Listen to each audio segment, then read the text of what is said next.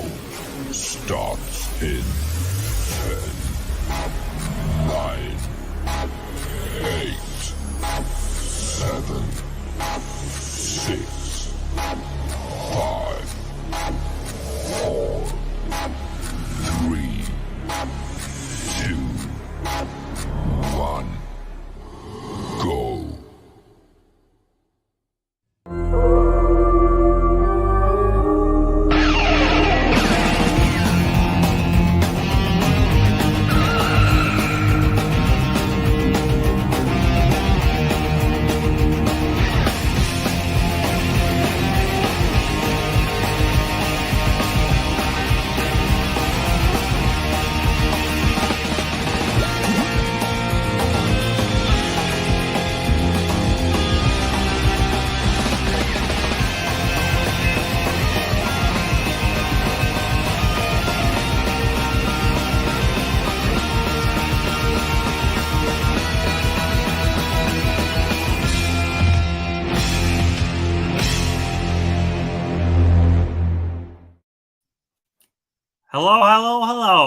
Hello, everyone. Welcome to Buffy Top 5 Episodes live stream.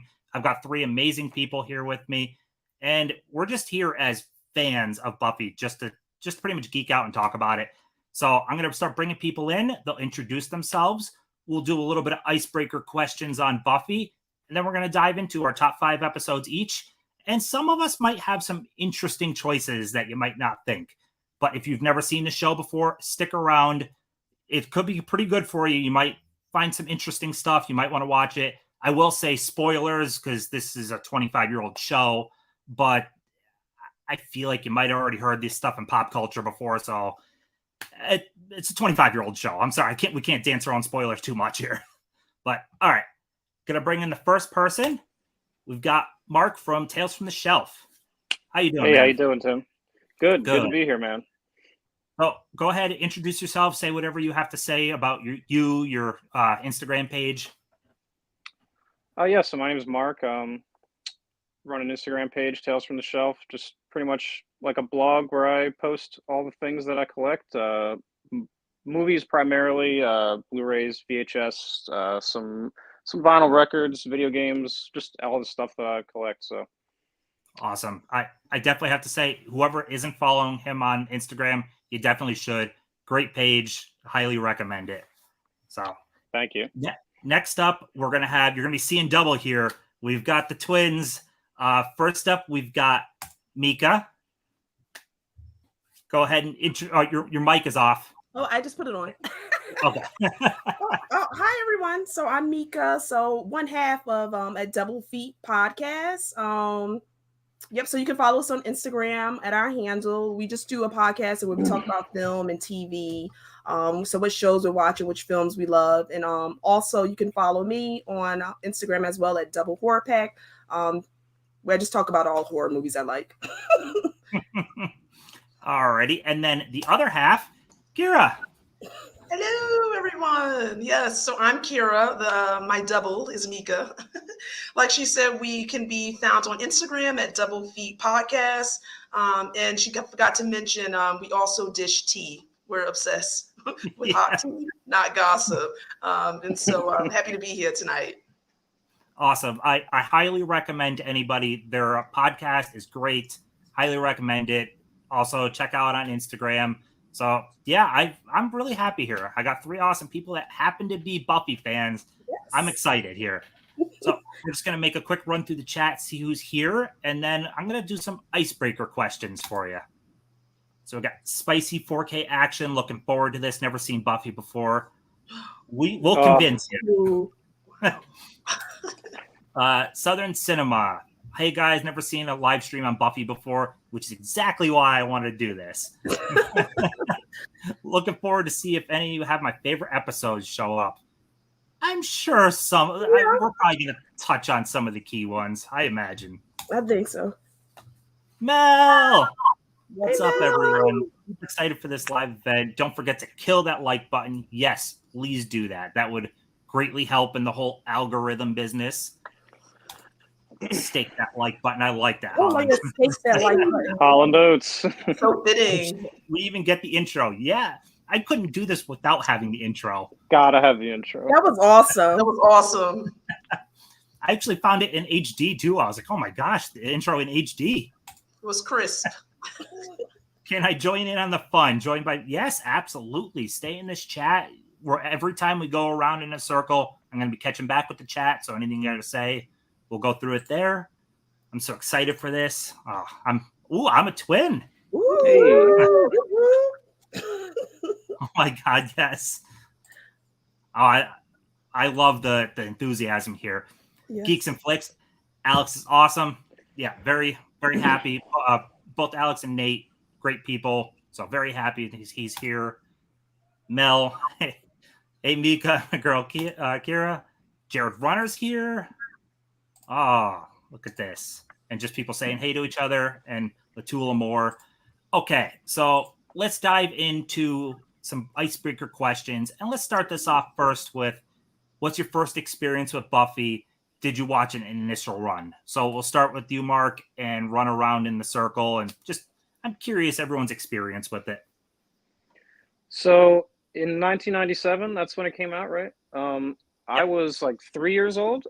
So I didn't watch it when it was airing, but when the first season came out on DVD, my mom bought it for us. And at the time, I didn't like it. It used to scare me. Anytime I heard that theme song, you can ask my mom, I would go running up the stairs because it used to scare me. But like a lot of things that used to scare me when I was little, I grew to love them. And I just kept watching Buffy. I was like, when are you going to get the next season? Like, I'm trying to watch this. I never watched it as it was airing, though. I was always watched it on DVD. So, yeah, that was my first experience with Buffy. Just my mom bringing home that DVD and me hating it. That is actually an awesome story, though, especially hating it and coming to love it enough to be on an episode talking about your favorite episodes. Oh, it's my number one show of all time. Oh, yeah. Awesome. Bar none. Nothing comes close. Oh, that is awesome. All right, move on down. Meka, what's your experience? Well, I guess I could pass it up to Kira because it's probably the same thing, right, Kira? I think we watched it. Oh, yes. I think we watched it we watched it actually when it was airing. Yeah, because I think we were in high school when it came out. Yeah, we were. I believe we were. Ooh, you guys are about to date myself here. We were like 14 when this came out, and I remember watching this on the WB. You guys, long live the WB. And Buffy live on Monday nights. That was like a ritual after school, 9 p.m. I believe it was on the WB. Yep. So we watched it as soon as it premiered, the very first premiere. I'm definitely jealous there. So I caught up, but so I got the big chunky seasons here. Oh yes, yes. I bought season 1 when I think it was in about season 4 on TV. Somewhere in that ballpark. And I pretty much just bought the seasons and caught up and then watched live from there. Yeah. But yeah, it was an addiction. I'm telling you, like injected into my veins. It's I couldn't stop watching it. Ooh. Excuse me. All right. So next question. Favorite season. Oof. Ooh, this is tough. I think my favorite season, I would say, is season 6. Ooh, that's an interesting one. That's good. Yeah, that's a hot take, I would say. Yep. I don't hate 6, but some of my favorite episodes, like poignant ones to me, are in 6 that I really enjoy. You know what I'm gonna say? Actually, one of my favorite season is season 1.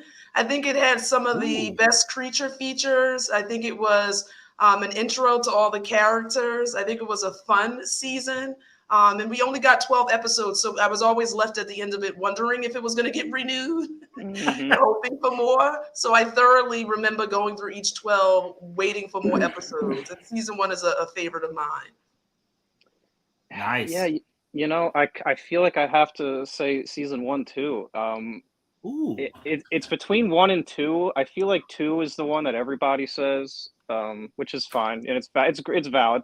But 2 is something so uniquely campy about it that doesn't really carry over to the rest of the show. It's just so 90s, and Yeah, no, I love all the creature features. The back half of the season with like the puppet show, nightmares, out of sight, out of mind, like those three all in a row. It's just good. It's all good stuff. Yep. So 2 is close, but 3 hits a special beat with me. I swear there is no filler in 3. 3 is a perfect season to me from start to finish. And the mayor is my favorite villain.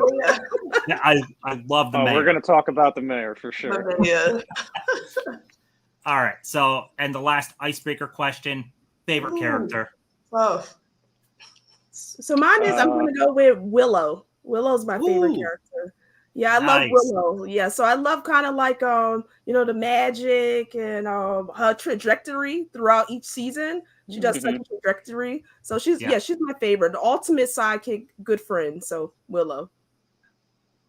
Love that choice. This might sound cliche, you guys, but my favorite character is Buffy Summers. It's a good choice. Yes, I love Buffy. I think that we watch her from season 1 to season 7 go through so many different caveats, different emotions, different story arcs. She's carrying some characters emotionally. She's vulnerable. She's challenged. She's helpless. I think there is no show without Buffy. And there were some seasons where she was missing a bit and you felt that impact. And so Buffy is my favorite character, of course. So I'm going to go, I love Giles. Giles is like the connective That's my glue. answer too. Yeah. Okay. The knower of all things. There's something about his character. You learning his backstory that he was kind of a badass, and then just he keeps the whole group together. I love Giles' character. I remember when I was first watching through, and the whole he might be going away, moving back to England. I'm like, no, but he stays around. It's like the last thing you want is for him to leave. So right. Yeah, you're like, don't go. Like, what are they gonna do without you here? Yeah, that's a good choice. Yeah, I can see you picking Giles, Tim. Yeah. If she stayed around in Buffy more, though, I also loved Cordelia. Oh, Cordelia! Yes. We only got 3 seasons of Cordelia, so I couldn't realistically pick her. But she is fantastic in Angel. Yeah, she does go on to have a great arc in Angel, even though they kind of did her dirty in the end. I don't really like how they handled her character towards the end. But some of those, or like seasons 1 through 3, just great Cordelia stuff. She really has an arc. Yeah, I love her trajectory because she goes from one of those characters who you really can't stand to you falling in love with by the end of it. Well, because you see throughout the show, she puts on this facade of being this, bitchy attitude, but she's actually like a really kind person, but she doesn't want to show that. I love her character. Make a quick run through again. A bunch of comments came in. First experience with Buffy as a kid. I love Creature of the Week episodes. Love them.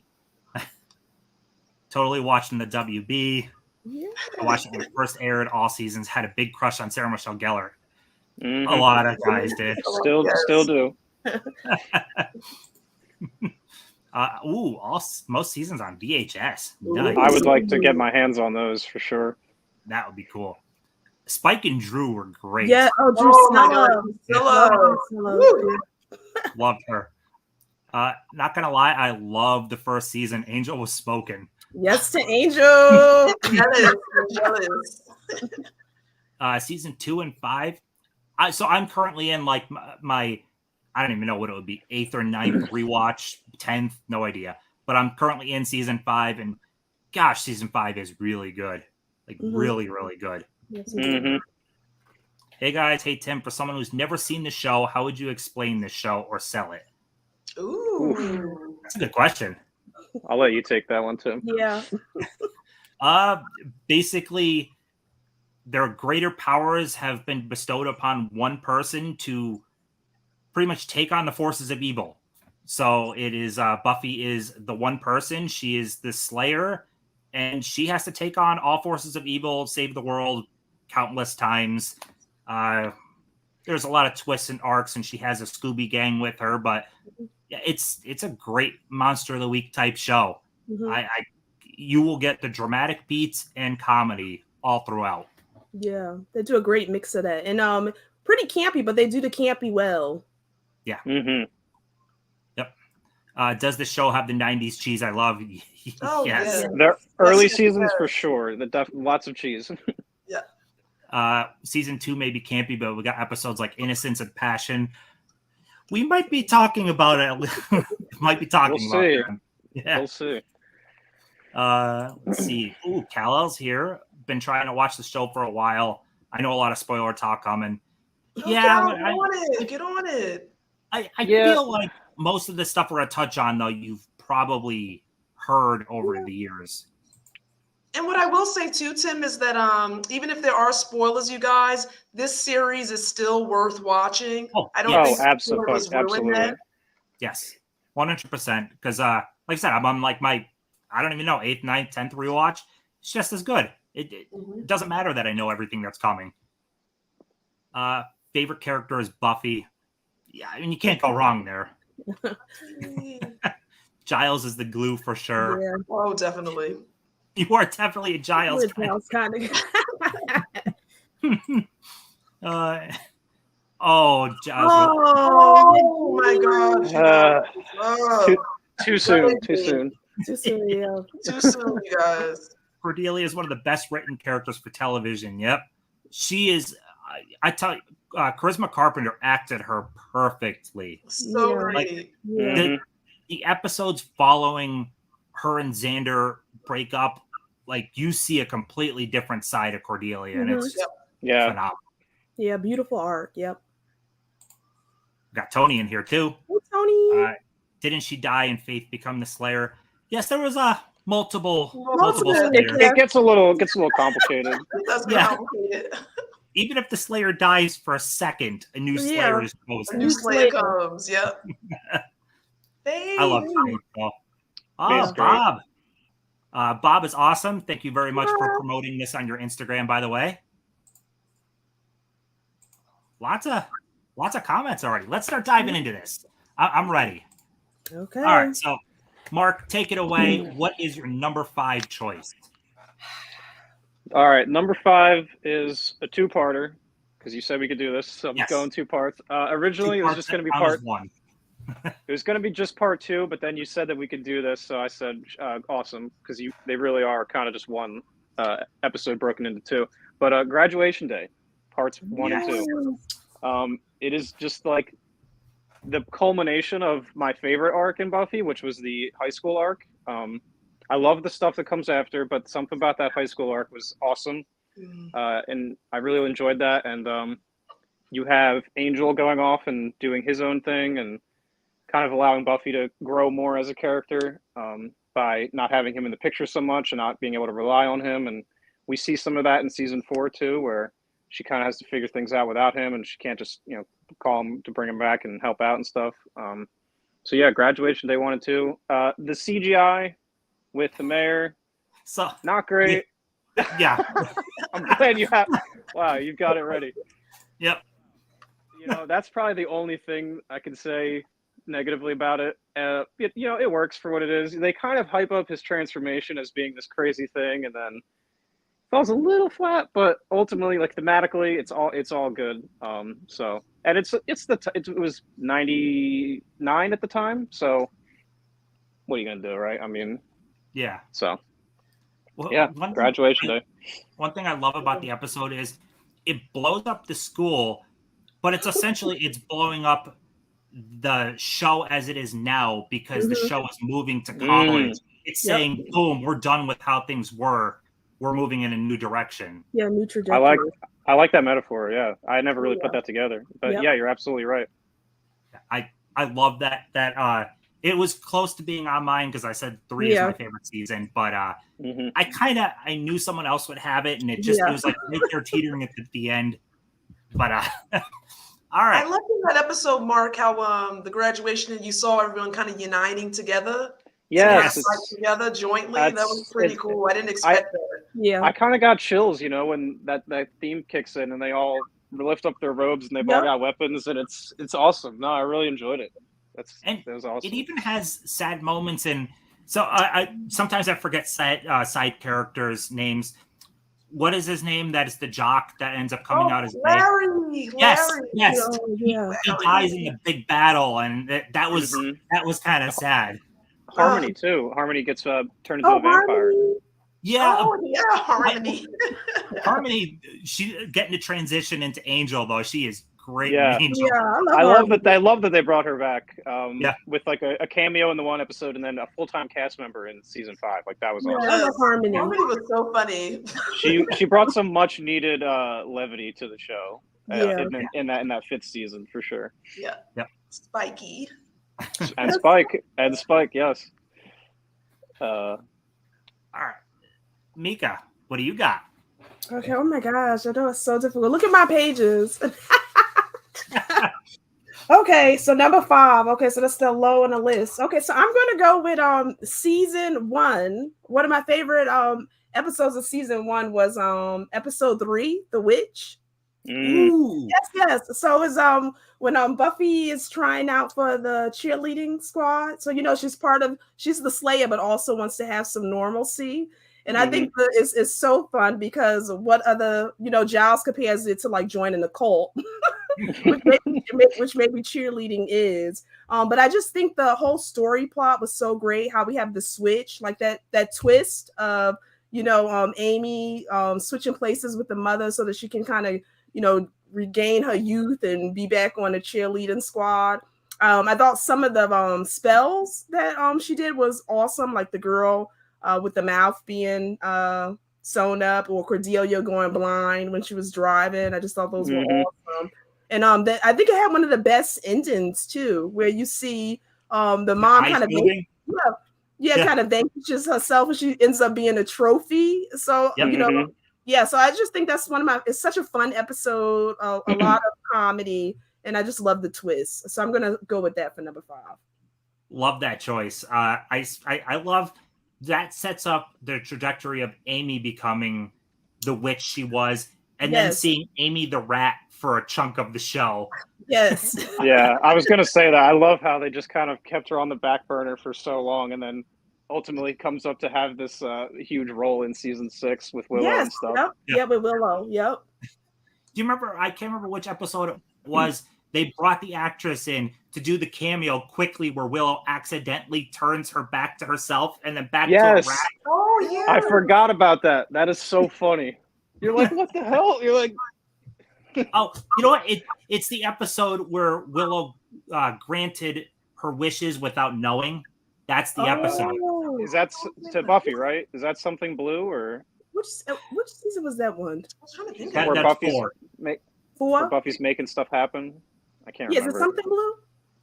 Yeah, I can't remember the episode title. I made sure I wrote down all the titles for stuff I did picked. too. There's 144 episodes, so I don't remember all of them. Back when shows had 22 episodes a season. You Yes. don't get that anymore. That is a thing of the past now. All right. Kira, what you got? Oh, okay. So I'm not sure if anyone has this, but I had Double Meat Palace season. Oh my goodness. Oh, Yeah. This one, do you guys remember when so Buffy's back, she's life happens, right? She has all these bills, she has to get a job, and she finds a job at Double Meat Palace. Yeah. I thought that episode was abnormal in the sense that she wasn't battling like vampires or anything like that, but actually found still this eerie, weird vibe at the Double Meat Palace. And I thought that the characters who worked at the restaurant were just very weird. And Manny, the manager, who was adamant about being there 10 years and making sure that she could be there 10 years too. And the Double Meat medley.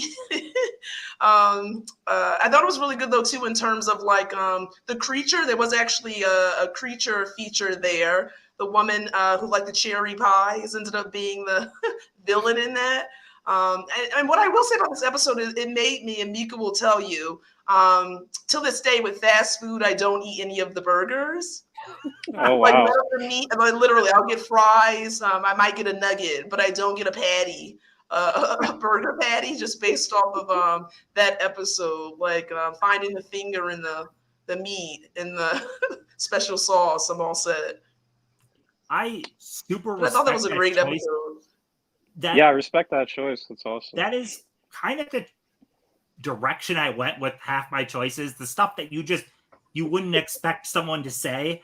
I love that choice. That is so cool. Oh, and Tim, one thing that I wanted to kind of note about that episode too is we met Halfrick. Am I saying her name right? Halfrick, Anya's friends. Oh yeah. Oh. Remember Anya summoned her and she thought she was summoning her to kill Xander. But more when she was just summoning her to invite her to their wedding. Yeah. I thought, so that was like really funny in there too. What season was that? Do you remember? Yeah, it was season 6. 6. Okay, I was thinking it was yeah. I'll be getting back to that shortly. Like I said, I'm like midway through 5. You make me want to rewatch that one now. Oh, it's so good. It's so good. Like Buffy was on the register, the friar. I would have been willing to bet nobody was picking Double Meat Palace. Like, I never thought that someone would pick that. That's awesome. I was thinking because we didn't share our list, but I was thinking because I know that's always been one of her favorite episodes, and she was so, like she said, traumatized with the meats after that, so I knew it had to be up there. And it was so much comedy in it too. I remember Buffy finding the finger and Xander eating the burger and being traumatized that he thought he ate a human being. The look on his face when he's holding it, like, yeah, oh my gosh. So like I said, I kind of went in that direction with some of this stuff. I don't know if any of you guys are gonna have this. Mine, number 5, is Fear Itself. It is season 4, episode 4. Love that episode. So good. So for anyone that didn't see it, it is everyone going to a Halloween party at a frat house, and one of the frat boys just picks a pentagram type thing out of a book and puts it in blood on the floor, blood or paint, and it summons the demon Gaknar. And this demon makes everyone see their fears, but I love at the end, I swear that is one of the best endings to an episode. Yes, 100%. Oh, it's so good. It's so funny. The way they frame it, where he looks like he's gigantic, and then Giles reads he's coming out of the ground and stuff. Actual size, and he's like this tall. Yes. His voice is so funny. He's like, fear me or something. I forget what he says. Yeah, they're all laughing at him. Yeah. Well, Tim, you know what was a funny part of that episode too? When Giles is reading from the book to kind of say like how to destroy it, and he basically says, I think I'm paraphrasing here. One way to potentially destroy it is by stepping on it or something like. And Buffy steps on. He said that's not one way to do it. Oh no, I think it was like destroying the symbol or something. Yeah. Yeah, that's how she brought about Gaknar, because she stepped through the symbol, and that's what brought him up. Yeah. But I don't know. That episode has always stuck with me. Oh, so good. It's such a fun time. You see, Anya outside with chainsaw trying to like cut into the house. Anya's great in that one. Her bunny costume, which pays off later in the show, because you find out she has a fear of like bunnies or something, and it continuously comes up in like Once More with Feeling, and then I think the one where they summon a troll. They just constantly they're little references to the fact that she just for whatever reason doesn't like bunnies despite being a vengeance demon. Yeah, it's funny. Oh, and can I say one thing too? Like, I would definitely hit up Giles's house for trick or treating. Like, that big sombrero. Yes, and that big bowl of candy. He has candy bars. Oh my gosh! So I love all four choices though. They're great. What's funny we didn't talk about least favorite season. My least favorite is actually 4, but 4 gave some of the best episodes of the show, which is really weird. It's strange. Really high highs and super low lows. So yeah, I would say 4 too. Yeah, it's got to be 4 for me I would probably say that too. 4. I love the TV show as a continuation in the form of the movie. It absolutely works that way. The show doesn't really contradict the movie. No, yeah, the movie, you can consider the movie canon. Like, in terms of, like, what, maybe it's not some of the characters and, you know, the way the vampires look, for example, is totally different. But, like, little things like that don't really matter because she did burn down the gymnasium. So it does carry over. Yeah, absolutely. Let's see. Bob, I didn't watch a ton of Buffy. I did when I was a preteen, but Eliza Dushku and Sarah Michelle Gellar, yeah. I remember doing the show. I want a Blu-ray box set. Yes. I don't know the amount of money I would pay for a Blu-ray set, but it's a lot. Oh yeah. Still waiting. It's not enough. I would buy it day one. I would be fumbling to get my debit card out to buy that. The Gift. Oh, The Gift. That was a good one. That is a good really one. Good. That was essentially the end of the show, and then it got brought back on UPN, right? Yeah. UPN. UPN. Yep. Look at that. UPN. RIP. UPN. A lot of fans say that it should have ended there, but then we don't get things like, you know, Once More with Feeling and stuff. So yeah. Yes, the witch episode made me fall in love with the macho. Never seen the show, but I'll make sure to look it up. Absolutely, man. Definitely. It's on Hulu. So And Amazon Prime too. And Prime, yes. Roger, this show started long before you were born. Yeah, but it's still, you can still watch it and enjoy it. It holds up. Some of the stuff they tackle, the social issues are relevant. Still. Oh, definitely relevant. Way before their time too. The stuff they were kind of talking about. Least favorite is 6. Don't hate me. That would be my second least favorite. Yeah, I would agree, just based off some episodes. I love the way they continued the series after thinking it was canceled. Yeah.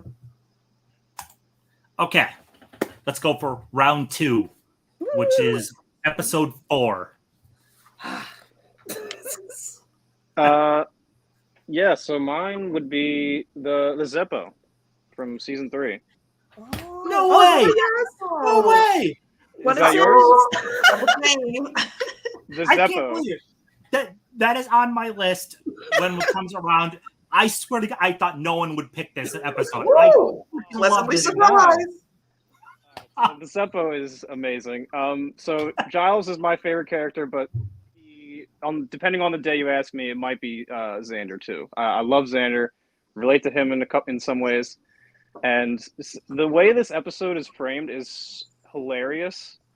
It's funny because, you know, there's this super self-serious apocalypse happening. It's dire consequences. And Xander is just having his own little side quest the whole time. And it's amazing. Everything that happens in it is just like pure comedy gold. You know, the zombies wanting to bake a cake and Xander driving his car around. No, it's amazing. And then I love the way that it ends because he's being harassed by Cordelia the whole time for being like the useless part of the team or whatever. And he's content to just kind of act like none of it happened. He doesn't care that any of them know. He doesn't bother to tell them. You know, I just watched it before this, so that it was fresh in my head. And they're all, and so they're all kind of like commiserating outside the school, you know, talking about how crazy it was. And like, oh, Xander, like, it's a good thing you weren't here last night. And he's like, yeah, you know, give me the quiet life. And he just, it's such a good episode. And a thing that Buffy does too is they consistently give each character at some point in the show their own episode to really flesh them out. You know, Cordelia gets one with the wish, and some people get multiple ones. Xander gets another one in season 5 or 6 where he gets his real life twin gets to play. So the Zeppo had to have it on here somewhere. Like I said, it makes mine. So I don't know if you picked up. Well, I'm sure you picked up on. One of the things I love is the score is super serious, dramatical music, and will switch on a dime to the zany music whenever Xander is on screen. The one thing I wanted to add, there's that super serious moment where like Buffy and Angel are like, you know, this might be their last night, and they're like crying and stuff, and then it just like cuts to him, and he's just there. He's like, "Hey guys, what's going on?" And It's like, we're kind of like in the middle of something. It's just so funny. You have moments like that all through the show where he's like bumping into, he bumps into Giles and he bumps into Faith and stuff. It's just so good. Yeah, That's a he's good one. basically right there along the rest of the gang the whole way, but not with them. It's Right. It's brilliant. It's so clever. I love it. It's such That's a a good good one. episode. I'm ecstatic. Just I can't believe someone else picked that. I swear, I thought I was going to be alone in that choice. Oh no! See, this is where the overlap begins. Mhm. All right, Meka, what do you got? Okay. So I'm going to do another one. I think one thing that Buffy did really well was that this show has so many great cameos of other different actors or people who you see now who are doing different shows, different movies. But one of my favorite episodes was season 2, episode 11, which was Ted with John Ritter. Yes, Ted. Yes. What a, Yes. I'm loving these. Yes, I love that episode. And for John Ritter, you guys, Three's Company, Problem Child, great actor. And I thought it was just so great to see him in this role. So he's dating Buffy's mother, Joyce, you know what I mean? And he's kind of perfect to from the outside to everyone but Buffy. So she senses like something is off with this guy, and everyone's falling in love with him. He's baking Xander and Willow cookies and hooking Willow up with some floppy disk drive.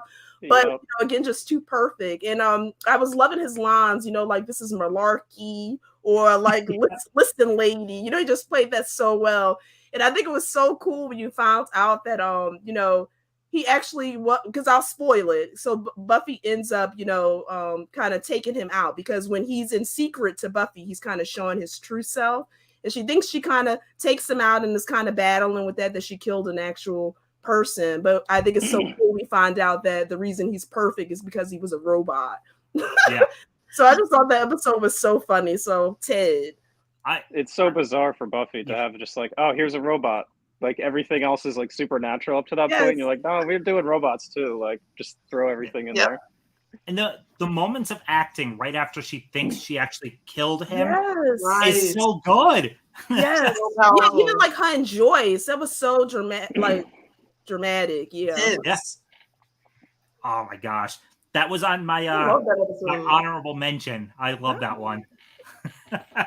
I love John Ritter's performance. It's almost like he's like a character out of a different show, and they just dropped him into Buffy. Yeah, it's like so my favorite, outside of. Oh, sorry, Mark. No, my that's okay. favorite scene in that is when Ted actually ends up at the school, and I think he said he was there potentially helping them upgrade the system, and he invites them to do golf, Xander, Willow, and Buffy, and Buffy's like, no, we have plans, we have that thing, and Xander's like, no, we don't, because Ted's like, I'm gonna make lunch, and I'll have cookies, and Xander literally says, we don't have a thing, we'll be there. Xander is Team Ted. Yeah. Team Ted. I did not see that coming though as a choice though. I'm loving these. It's one of my favorite episodes. All right, we'll move on. Kira, what's yours? Okay, so mine was Earshot. That was season 3 and episode 18. Yes. I thought this episode was exceptionally well done. So just briefly, Buffy, it opens with Buffy battling like these 2 demons. And then she actually kills one of them. One gets away, and she gets it looks like blood from one of them on her skin and absorbs that. And Giles basically states that at some point she'll get an aspect of the demon, and she's so petrified because she doesn't know what aspect that's going to be. And then comes to find out it's like hearing things. She can hear people's voice, thoughts, internal thoughts. And at first it seems like the best gift ever. But then it proves to be almost so much that it could drive it basically almost drives her mad. And so the one good thing about that episode is, at least through all the many voices, there's one voice that she hears that says they're going to kill, by this time tomorrow, everybody at the school will be dead or kill everyone. And, in the midst of her battling that, still trying to figure out who that is. And then I don't want to spoil it too much, but what I will say is, The person you think that was going to do this mass shooting doesn't end up doing it. Like he was actually going to choose to take his own life, and that the person who ends up potentially trying to kill everyone is like the school cafeteria, and like that scene is so funny. It's like Xander sneaks in to get Jello, and in the same breath he's taking the Jello to eat. Putting You rat see the poison, right? cafeteria lady with the She's rat like poison. pouring all the poison. That's so yeah. Yeah, and then he flees, and she like after him. Buffy, like it's so funny. I just think it was so well done. And even more so, I think the biggest takeaway from that episode was it really showed that we don't know what anyone is going through. People can perceive to have these perfect lives, but just Buffy's ability to like hear for that time period, it shows that everyone has those internal struggles, that everyone is battling with some type of pain or issue, and that perception is not always reality. So I thought that was a great episode. There was a lot of lessons from it. Yeah, Well said. Yeah, that's a good Yes. one. Yeah. definitely. Buffy has so good at. I'm sorry to cut you off. Too. Buffy's so Oh, great no, at disguising these messages, like in making them like work in the context of the show. But Yep. you know, if you dig a little deeper, you can find like these themes there. And Yeah. it tackles relevant things. Because I mean, was that after Columbine that episode, or I can't remember. It was, wasn't it? Yes, it I was. think I think it might have been because that's season 3, so that would have been Yes. 99. I want to say, but yeah, it was either. I think it was. I'll have to look after this, but I'm almost positive it was after that, and it was kind of maybe commenting on that. Oh yeah, yeah, it definitely was a powerful episode. Really good stuff. Yeah. No, that's a great one. Great choice. I I like love how Xander was supposed to be helping look for Jonathan at the time. He got distracted by the Jello. Yeah, he's just Yeah. eating Jello. Classic Xander. I love Jonathan's character. He's always just there. Yeah. One of the I best love- side characters. Yes. Yes, absolutely. We may or may not talk. There's one great episode with him that if it doesn't make any lists, it would probably be honorable mention. But For sure. all right. So for my number 4, I said this before we went live, but there's one that had a pretty low IMDb rating. I think it was like 7.1 or something, and most of the show is like higher than that. But I love Anne that starts off season 3. Yes. Love that one. Yes. That's a good one. I almost thought about including Anne, but I didn't. I There's really like Anne. Good one. her acting, knowing that she killed Angel, Mm-hmm. just runs away and she's by herself. It is so excellent. You see the Scooby Gang trying to carry on without her, not knowing when she's coming back, if she's coming back. Her all alone in a city, just struggling to get by, completely lost in her grief. It is fantastic. And I just love they throw all that stuff in, but then also, you know, a demon that takes people to another dimension that time hardly moves. And it is, I love that one. And for some reason, that's a good one. It doesn't click with a lot of people, though. I've heard people say it's one of the worst. And like, I love Anne. I thought that was well done. Yeah. It's not one of the funny episodes or anything like that. But It's pretty serious. Yeah, It's emotional, very emotional. She has to go through that arc, you know. So it's really dealing with, like you said, tackling grief. So you know, it's not going to be really this happy episode. But that's what I love about it. Yeah, which is the amazing thing about the show. The show can go from an episode like that to a campy, fun Monster of the Week episode the next week. It's amazing what the show can do. With Anne, I particularly find it's almost like maybe I'm reading too much into it, but it's maybe like a metaphor for they say the villain in that one says that you age faster in a place like this, and some of the characters like you find their bodies, and it's almost like it might be like a metaphor for like drug use and stuff, like because you find that there's like people on like a I don't know what the word is, just like a place where people all go to do drugs. Yeah, like the that's where they find what's her name, the girl that Buffy meets. She comes up later in the other episode where they all want to become vampires, the blonde girl. Oh yeah, they were in kind of, what was it? Was it like under, like not like a sewer, but it was kind of like like one of those things you see like under the highway or something like that. Yeah, well, that's where they find her boyfriend Ricky. I don't know why I remember his name, but I don't remember her name. I can't think of her name either. It's almost like I don't know. That's just another example of them being able to work these things in, these metaphors. Yeah. And it also showed too that no matter where Buffy went, she still was actually battling evil. Like it still was wherever she was going to be. It was similar to Double Meat Palace. It's like wherever she goes, Yep. she's always running into trouble. Yeah. Evil finds her. Like she just stumbles upon it. Yeah.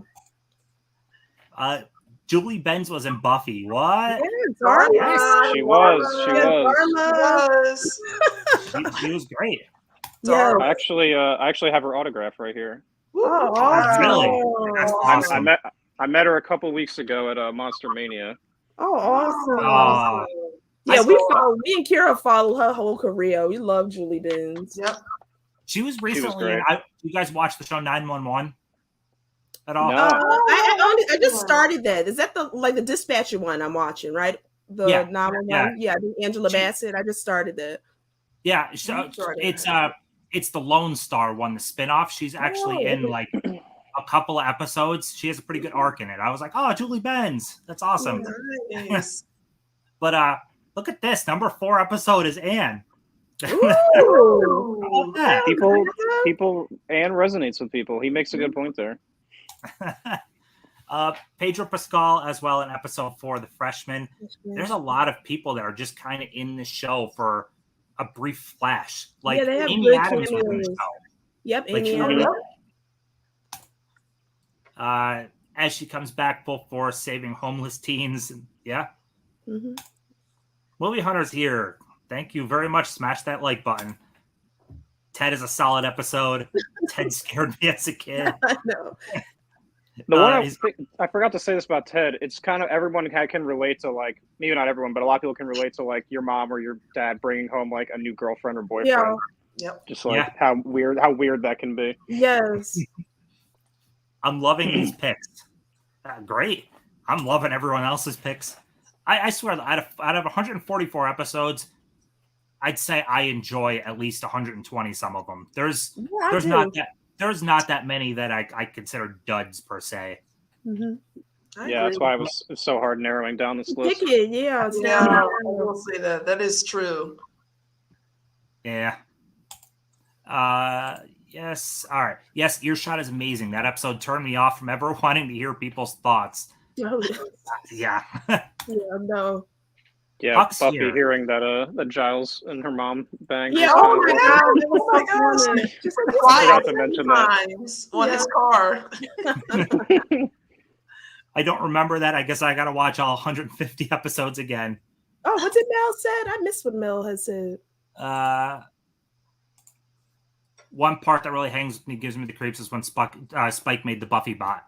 Which, yeah, that was a bit much. Yeah, that was kind of strange in hindsight. I mean, Spike for a chunk was kind of creepy, stalkerish, like in Buffy's bedroom. Yeah. At one point, There was that one episode where he's like outside the house smoking cigarettes, and then he walks away, and it cuts down to the ground, and there's like 50 cigarette butts there. Yeah.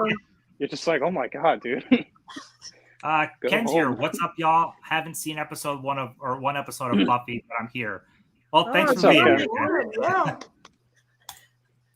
Hello, Ken.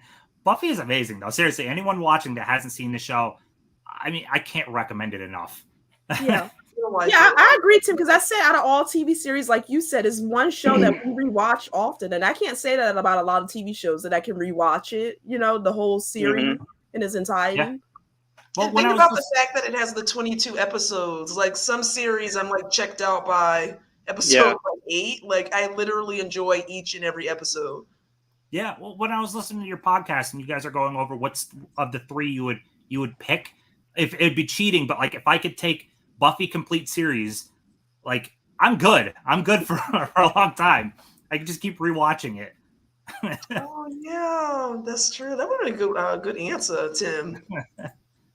You pick up on a lot of stuff. Anne is my number 4. Nice. Yeah, I can't believe that actually worked out. Yes, no one ever appreciates that episode. That episode is so profound, in my opinion. Yes, like I said, it has like a 7.1 on IMDb. Yeah, out. Yep. No, it's like she doesn't want to be the Slayer anymore. She's trying to run away from it, but Lily. it's like she can't help it. Lily, that's Oh, it. that was her Yes. name, Lily. Thank Yeah. you. I Yes. can remember Ricky's name, but not Lily. I don't understand. Spike making the Buffy bot maybe love Angel more. Yeah, Spike was. He was a little some dark territory with Spike. He was lonely. He was Yeah. definitely Yeah. lonely. You guys, I forget what episode it was. Didn't they reuse the Buffy bot though? She came in handy in one episode. Yes. yeah. When she dies after season 5, they're using the Buffy. Yeah, bot they're so that- using her right. so that Like, people don't. Yep. So they don't know that she's dead. So that Yeah. the town doesn't just get overrun, which we know it ultimately does. right. Okay, so we're into pick number 3. Ooh, get it. 3. So Tim, similar to your last pick, I think this one will probably be a bit of a surprise, and some people might not even remember this one. We'll see based on your guys' reaction in the chat. But number 3 is Conversations with Dead People. Ooh, that's a good one. It sticks in my mind because it's the only one that doesn't have Once More with Feeling is different, but the intro is not the theme song. It's just like different shots of establishing shots of the different characters, and it just like just the text on a black screen. Conversations with Dead People. It's a really different kind of episode. It's the one where Dawn is communicating with the ghost of her mom. Mhm. Buffy is talking to a vampire that she went to high school with, and she's kind of having this conversation with him, like unloading on him, kind of like a therapist. And Willow is talking to the ghost of one of the students in the new high school who was in a previous episode where she was like destined to die. She knew she was going to die. Do you guys remember that one? Yes. And Buffy tries to help her. But Willow never met that character, so she doesn't know that she's a dead person. And she starts telling her things about Tara, and it's just a really good, like, low-key kind of episode with introspective kind of dialogue, and people are discussing things that it's just kind of people talking, as the name would suggest, but you get a lot of like character growth in it. I want to say maybe that's not the right term, but it's just a slowed down, like slower pace kind of episode with just conversations with dead people. So that's number 3. I had that down on my or no, I didn't put it down. I was thinking about it. What episode is it? Do you know the episode? That's season 7. I can't remember what number, but that's season 7, and that's the only one from season 7 on my list. Season 7, yeah. Season 7, yeah. I don't dislike 7, but it's okay. You know, it's not my favorite, but it has some good episodos, I will say. Like every season, there's there's always one or two good ones. I enjoy the first. Like the first was a cool villain, I thought. So I actually dig 7. Oh, it's cool. I like Nathan Fillion as the creature. As Caleb. Another guest spot. Look at that. They get some great cameos. Nah, he was a really good villain. I enjoyed him, and I enjoyed the concept of the potentials as well as the Uber vampires. Just kind of further expanding on that lore. Even so late in the game, they're still introducing new things. So I enjoy 7 a lot. Yeah. Even speaking on 7, I missed it. It's like way gone now, but they actually made like a prop replica of the scythe, like a full size. Oh yeah, I've seen those. That thing's badass. And Faith is there. Faith is back in like insane money now. 7. Oh really? I'm sure. Yeah. Definitely. All right, Meka, what's your number 3? Okay, so my number 3 is season 3. Episode 20, and it's the prom. Yes. So I love the episode for the prom, because there's a lot going on. So we start off with really dramatic because we have Angel and Buffy. He's been back for a while and they're together. He's come back, but he's realizing, which is ultimately true, that they can't really be together, and he wouldn't be allowing her to really fully live her life. She can't go out into the light.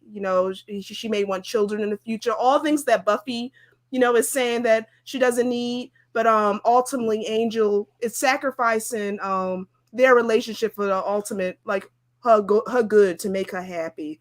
Because he can't give her everything that she needs, which is really, I think, the ultimate sacrifice, for someone to realize that I really love you, but the best thing for me to do is to kind of let you go so you can kind of fly free. So you start off with that in the episode. So Buffy, again, is very emotional with that and dealing with that.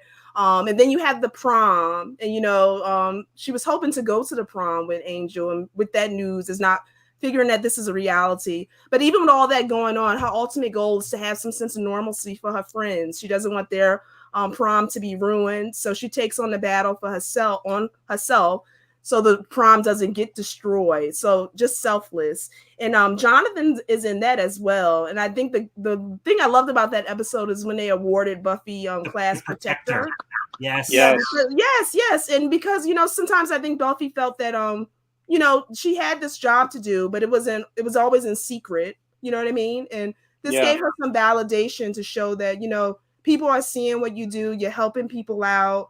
What you do is important. So I thought that was so sweet. And it was kind of funny when Jonathan said they had the lowest class mortality rate out of any class. And then the best thing about that it ends with, the Sunday's wild horses. And, and then, Buffy said now and then again, people surprise you and Angel shows up. So I just thought that was so amazing that he showed up to the prom, even though he knows he has to leave. But, he did that for her because it was important to her. So, don't anyone say if you have the episode, but there's an episode where Jonathan changes reality, where he's like the superstar of everything. Oh. Do you remember in that episode, they said Buffy awarded Jonathan the class protector award? Yeah. Yep. Yeah. I love when they do those callbacks. Yeah. Dude. Oh, yes. And that was actually was that the episode too where Xander, he actually ends up doing that a good gesture for Cordelia, like getting a prom dress for her. Right. Yeah, he pays for her prom dress. Yeah, because she's broke at that point in the story. Yeah, so kind of full circle between the two of them. Yeah. He's like poking at her because he thinks she's there shopping. She's rich and she's shopping, but finds out that she's actually working there. Yeah. Mm-hmm. It's further character growth for Cordelia. I loved them as a couple. Like when they broke up, that was, oh my God, what Xander and Willow kissing. I'm like, no, why are you? What are you guys doing? Yeah. Stop it. I'm so glad they didn't go there fully though, in terms of like extending. Oh, that. I would have hated that. Yeah. Oh yeah. Do you guys remember the scene in that though was so funny when they were the trained beasts that guy was training to go after all of the men in formal prom wear? The funniest thing was when Cordelia was like, that monster had good taste. It stopped going after Xander and went after the guy in the suit. I think the type of suit it was, but I was rolling with that. I love that episode too. I'm sorry, Tim. Oh no, I was just saying it's a great choice. Go ahead. I just love how self-aware it is, because it's almost like you've had 3 seasons of just horrible things happening in this high school, and it's like it's like they're acknowledging the fact that like people are dying constantly. Like I wouldn't want to go to this high school. The odds of me graduating are low. Yeah. So I like that they worked that into the story to kind of acknowledge the fact all this crazy stuff happens seemingly daily. Yeah. It makes you wonder why people are living in Sunnydale. Like the obituaries has to be like 5 pages long. Like it's every day. Well, who died this week? Yeah, I always thought that was so funny that the town was actually named Sunnydale. Yes, a little bit of a wink, wink. Yeah. All right, moving on. Oh, yes. Okay. All right. So my number 3 pick was Restless, season 4, episode 22. Oh, that's a good one, Kira. Yes. Like this episode truly scared me. Like, honestly, I remember watching it in real time and being so frightened. It initially starts with finding the Scooby Gang, Giles, Xander, Buffy, Willow. They've come off the arc of defeating Adam, and they're at Buffy's home about to watch. I think the movie was Apocalypse Now, and I did a flashback. Yes, the tube TV, the VHS, nostalgia vibes, and they all fall asleep. And then their dream, I think it was so well done. The dreamscapes, you got to go through all 4 of each character's dreams. It kind of shed light on kind of their internal fears as well. Like Willow more or less like unsure if people will like who she truly is in terms of her relationship with Tara.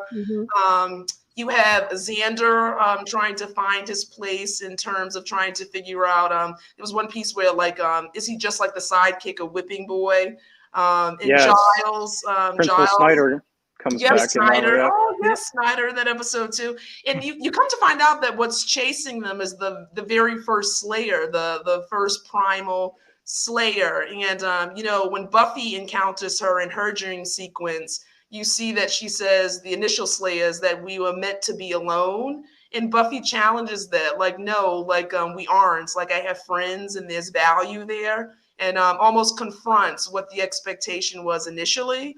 And I love the way that it went through parallels, like every room entered another room. I didn't truly understand the Cheese Man, but thought he was hilarious. I love the Cheese Man. I don't think you're meant to understand the Cheese Man. I think he's just kind of there. Exactly. But I thought that episode was so well done. I think it was beautifully shot. I thought that the dreamscape sequence was done very well, and we got to see who was who was chasing them, and it was the very first Slayer based off of the spell they did initially. So that was my choice. That's a great one. I always found it interesting too that I think that's the only season, if I'm thinking right, where it's the episode after the big climax. Like yes. you would feel like I was going to say that. Yeah, the season ended the episode before, and here's just this other episode right before the season's done. It's such a different type of season ender. Yeah, that's what I love about it. Yep. I might be talking about Restless as well later, so just Yes. but I don't want to. Can I say I loved Giles singing? Yes. Oh my God, yeah. I would rewind that part all the time and listen to it. It's so Yeah, funny. like, even in the dream sequence, Giles knows. Like they all know something is after them, but even in their own dreams, they're seeking Giles out, and he just sings. I know. Like when they have their lighters up and they're like not paying attention, like they're reading, but they also have the lighters up. That's such a good one. I love that. That is a great episode, though. It's scary. That was scary to me. Like when you see her like crouching on the ground and you know she's after you. That's The visuals were really beautiful on that episode too. That would look great in HD though. That one. Ooh, especially that desert scene. Ooh, yeah. Give me the Blu-ray box set, you cowards. Yeah. Just give it to me. Who owns Buffy now? Disney. It's Disney, right? Oh, we may not ever get it then, probably. Yeah, I don't think that's a crushing realization. As much as I want the Blu-ray box set, even if they released it digital only, I would still end up buying. Like I would love to watch through the whole show in a properly done HD. Like that would be great. Mm-hmm. But I thought it was so funny. You guys remember in Xander's dreams, like it kind of hinted that he had a crush, a sexy Joyce. Oh yeah, yeah. I forgot about that. Yeah, everyone. It's like a Tara, Willow, and as well as Joyce. Yeah, not Buffy, exactly. I don't think he has a Buffy thing anymore. I think he's over her by this point. Oh yeah, she called in that episode. I remember that stood out to me. She had called him like a big brother. It was almost like that kind of put the nail in the coffin. That's how she saw him, as a brother figure, yes. a love interest. Yep. Good catch. Yeah, that was a good catch. Yep. Okay, so my number 3, this I could actually picture on one of your guys' lists, but my number 3 is The Wish, season 3, episode 9. Oh. The Wish, like I said, I love the character Cordelia. It's a specifically Cordelia-based episode, and I love the whole concept of, I hate Buffy. Buffy brought me all the problems, but hey, this is what the world looks like without Buffy. If Buffy never came, Sunnydale is hell. Literally hell. Literally. Yeah. So I love the whole concept of that. I love seeing like, oh, well, this character is dead in this timeline. And, Giles is teamed up with like 3 people to try to be the White Hats and save the day. No, there's no one else. Everyone else is either vampires or soon to be dead. So I love that one. It gives us Evil Willow, which gets a call back later on in the show. In that same season. Mm-hmm. Yeah. Evil Willow is what makes her. Am I gay? Yeah, foreshadowing still. Yeah, foreshadow. Yeah. As early as like season 2, they foreshadow Willow either turning gay or becoming a witch. Like they really had the groundwork laid for all that stuff. Trajectory. Yep. Yeah. So That's I a good love one. it. That's a fun one, Tim. Mhm. And I'm also I can't say I love every I guess I do love every character, but Anya is also one I've always Oh, I enjoyed. love Anya. And Yeah. That's- Yeah, she's great. That's Anya's debut. Mhm. Is that Oh, It yes, is. it's It great. is. I forgot about that. so? Yeah, I enjoyed the hell out of that episode. Today I rewatched Zeppo and Wish before this, so Nice. rewatch Wish. I'm like, this is a phenomenal episode. Yeah. The Wish has really great, like you were just saying, like really great world building, because as soon as the wish is granted, Cordelia's just kind of dropped into it, and she slowly like realizes like everyone's wearing muted colors, and they comment on her color, like what she's wearing, and you know, you slowly see like, oh, here's the master. Like obviously the master would have been freed by this point, and you know everyone's working for him. Angel has his soul still, so he's, you know, in a cage. It's just a very logical, you know, conclusion of, yeah, this is what would be happening for sure. And I love you get to see Buffy if Buffy didn't have the Scooby Gang. Mhm. Like, Yeah, she's like heartless, dude. Mhm. Yeah. Yeah. Mhm. She's So like, I don't mess with anybody. Yeah. I love that, because as much as she is the main person of it, like she isn't her without the people surrounding No. her. Oh, definitely. And then Cordelia like comes to actually realize that too. Like as much as she thought Buffy was the cause of all of her sorrow and issues, like she was needed. Like, Mhm. like you had to have it. Like you had to have it there. Yeah. So that was great, but I even some of the comedy parts in it, like I love when she first sees Xander and Willow, but like vampire them. You're together even here? Yeah. Yeah, that was So- a good part. I love that one. I don't know. Did you guys even look at that one? No, don't say if it's on your list, but was that even a It was contemplation? definitely a contender for. Yeah, I gravitated towards episodes that like change the status quo, sort of, even if they, you know, obviously come back to it at the end. So it's like an episode like that, which is so drastically different. It's like Cordelia centered. Like definitely considered it, but ultimately, if I did a top 10, it would probably be in there. Yeah. I feel like it's a pretty well loved one, so that's why I wasn't sure. It's a fun one. Didn't it's make my very list, Tim, but that's a great one. Yeah, that's a good one. I bought my daughter a Spike statue. Ah. Years ago, Sideshow Collectibles did statues for the Buffy line. I would love to get my hands on them now, but they're pretty pricey, and they don't. Not that they look bad, but like statues have come a long way since. Mhm. So like the face sculpt doesn't look quite as good as it would nowadays. So it's Oh, hard okay. to justify paying the like $800-900 it would take to buy an old one. Wow. I would love. There's not much Buffy merch now. Like No. No. Yeah, I have all the yeah, I used to collect that in Xena, so I have like the comic books, some of the dolls. I'm picking two because I can't have one without the other. In my opinion, Innocence and Passion. Oh, Passion. Those are two heavy hitters for sure. Yeah, I always put them together for some reason. When Giles thinks he's about to get, oh god, that is crushing. So I just want to say right now, I'm actually doing a rewatch of Buffy with my friend who has never seen it before. Oh, nice. And we're actually doing it weekly, so we only watch one episode on Monday nights. Oh wow. So we'll be done in like 2024 or something like that. But we're on season 2 right now, and I'm just like excited for them to get to, I'm exciting and anxious for them to get to that part with that they're describing in this comment here, because it is just they really pull the rug out from underneath you. Yeah, we may. I mean, no matter what we're talking Passion, even if it's honorable mentions, but like that's the turning point of like, oh shit, people can die here. Like it's wow, that episode hits. Yeah.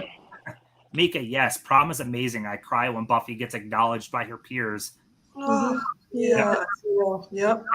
Especially since they spend the whole time in high school, people are pretty much like teasing her and stuff like that. She's never part of right. She's sort of an outcast in a way. Yeah, she is. But they at least finally acknowledge, like, hey, they might not know what a Slayer is, but they know she saves the day. Yeah. Right. Callbacks are the best. I agree, Hall Notes. It's great for the fans that watch every episode. Yeah, and there was tons of them. Cordelia got the best of both worlds. Angel and Xander. You want to talk about unrequited romance? Her and Angel at the end of season 3, when she gets chosen as a higher being. Yeah, that's Yeah. I think it's incredible how many times Buffy defies the expectations and laws put upon its players. Yeah. I have 3 Buffy sideshow figures at graduation day and Angel. Yeah, that's amazing. Oh, very nice. I'm gonna have to look these up after this. Yeah, me see what too. these look like. Oh.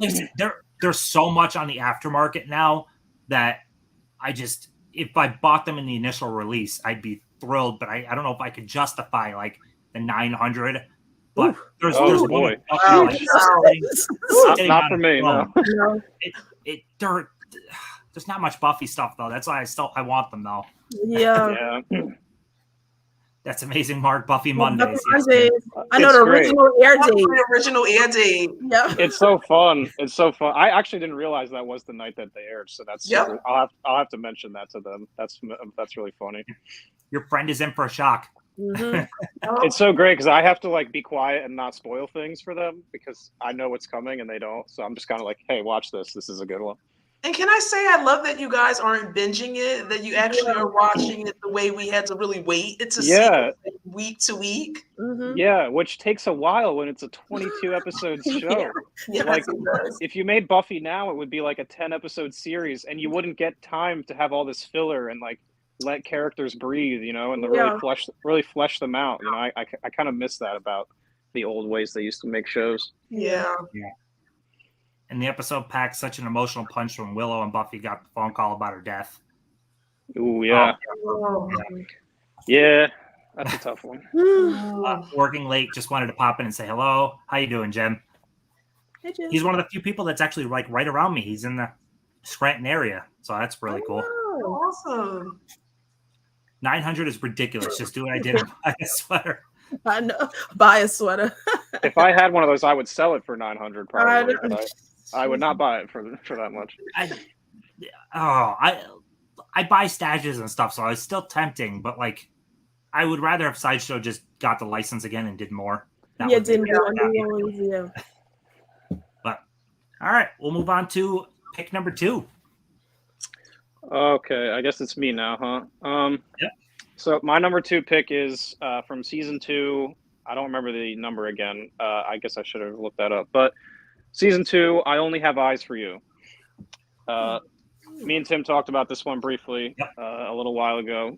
But it's just a really good episode, in my opinion. It's like a ghost story in a lot of ways, kind of like a haunted house too, towards the end when they go back to the high school. But I particularly love where it's placed in the course of the season. So it's after Angel has turned evil, and you have this ghost story that's like kind of reenacting itself over and over again through like possessing other people who happen to be there, and it's juxtaposed with Buffy and Angel's relationship really well, to where it kind of mirrors sort of what they have going on. It's about a high school kid and a teacher in the 50s who attended Sunnydale High, and they had like sort of an unrequited romance, you know, similar to what you were saying about the prom episode. They can't have a normal life.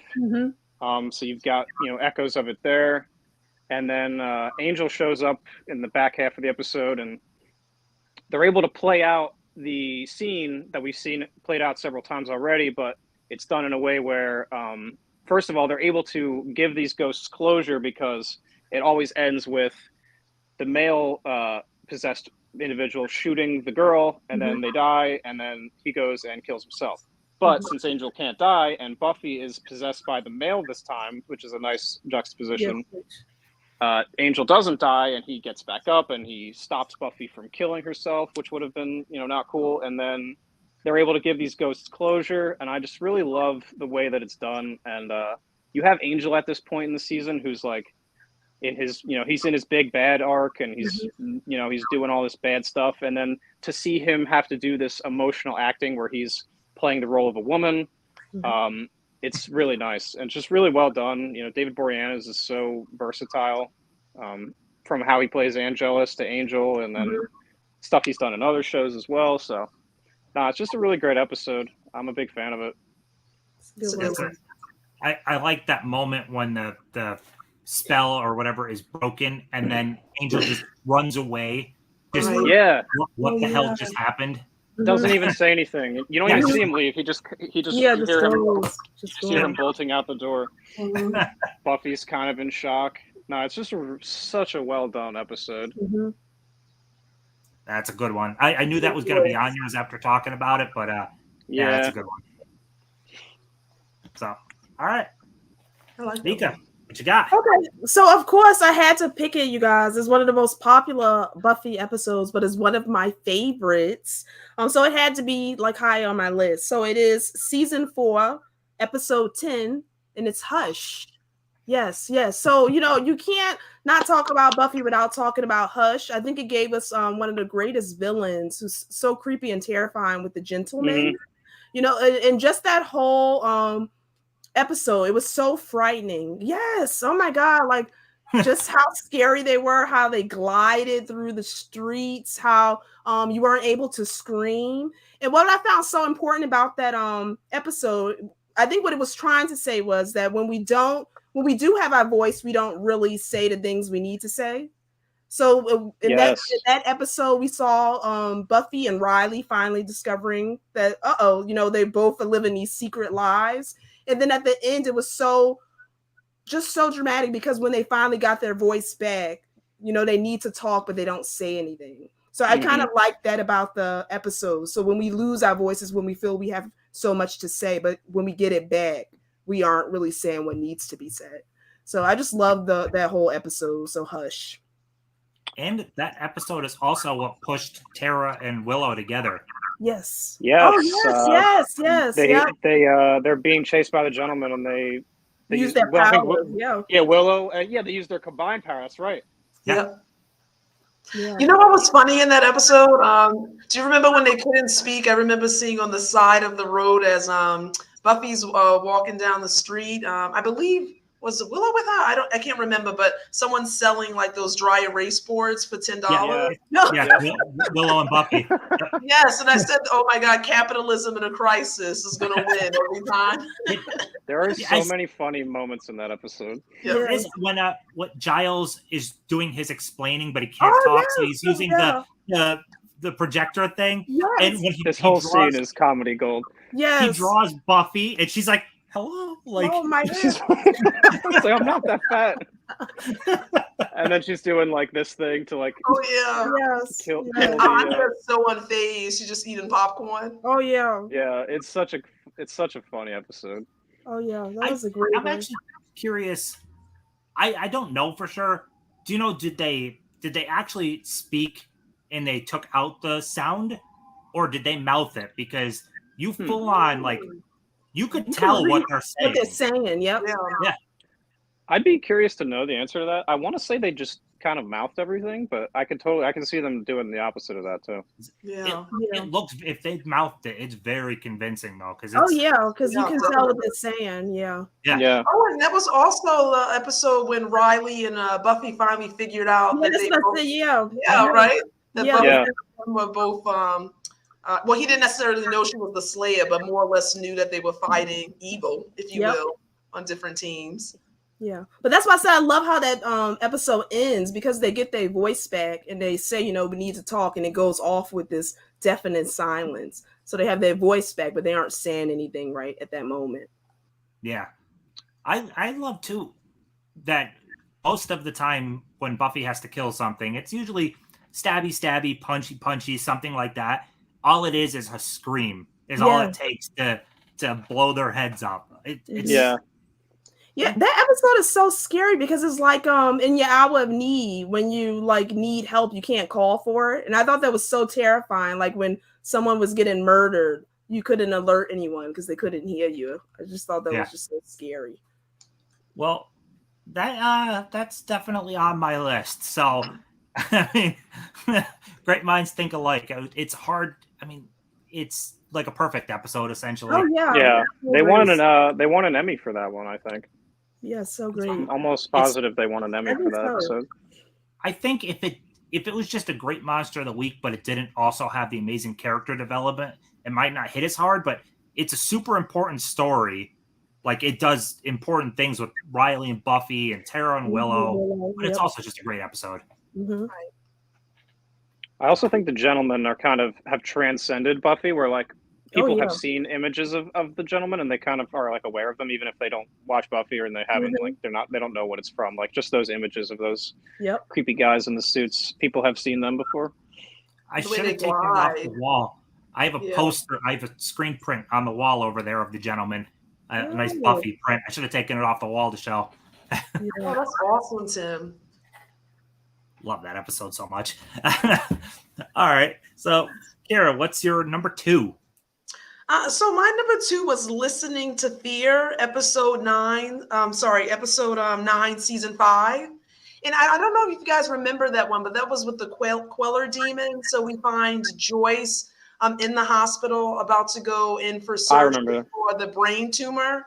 And and Dawn is we know Dawn is in this series, and it really just shows. I think it was a double episode for me. It really showed how life can shift. Like Buffy, it was so used to her mother being there for her in her time of need, and it was like kind of role reverse. She actually saw her mother struggling, and because of the tumor, sometimes she said things that didn't make sense.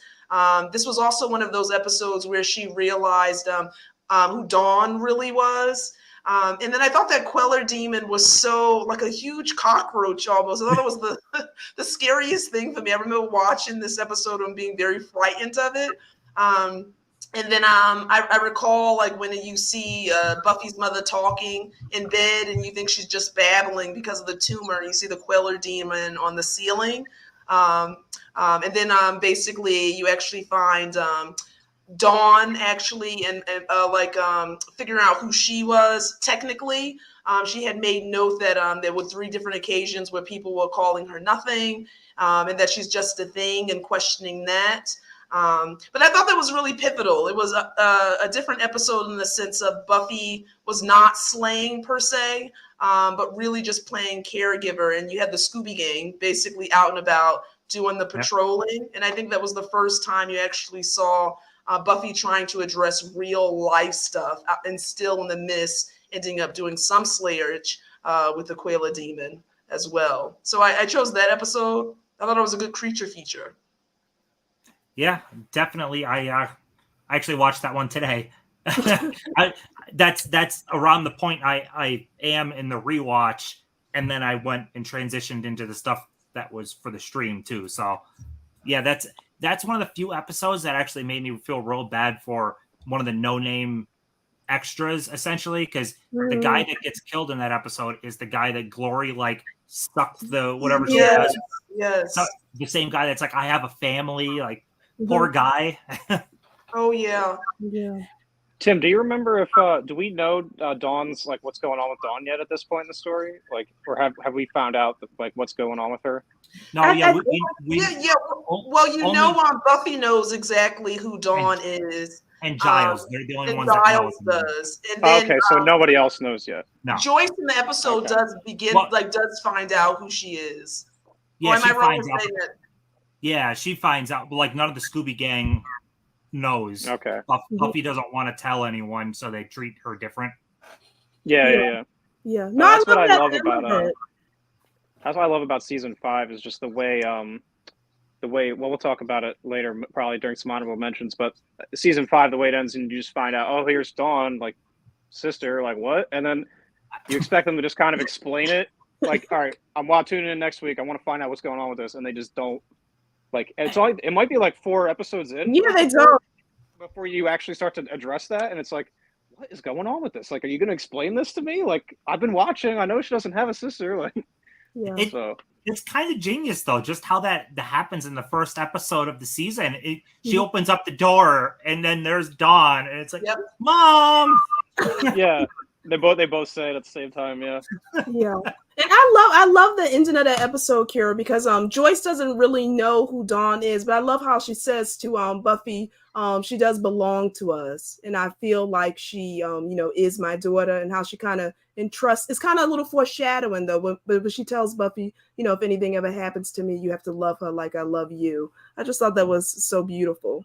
Yeah, that was a Yeah. tearjerker moment for me, I must say. And another tearjerker moment in that episode was you actually see Buffy break down, like she's doing the dishes, and in that episode, her mother's upstairs, and you can hear Joyce kind of babbling. Dawn is kind of struggling with hearing her in that condition as well, and Buffy just kind of breaks down while doing the dishes, like such vulnerability in that moment because it's beyond her control.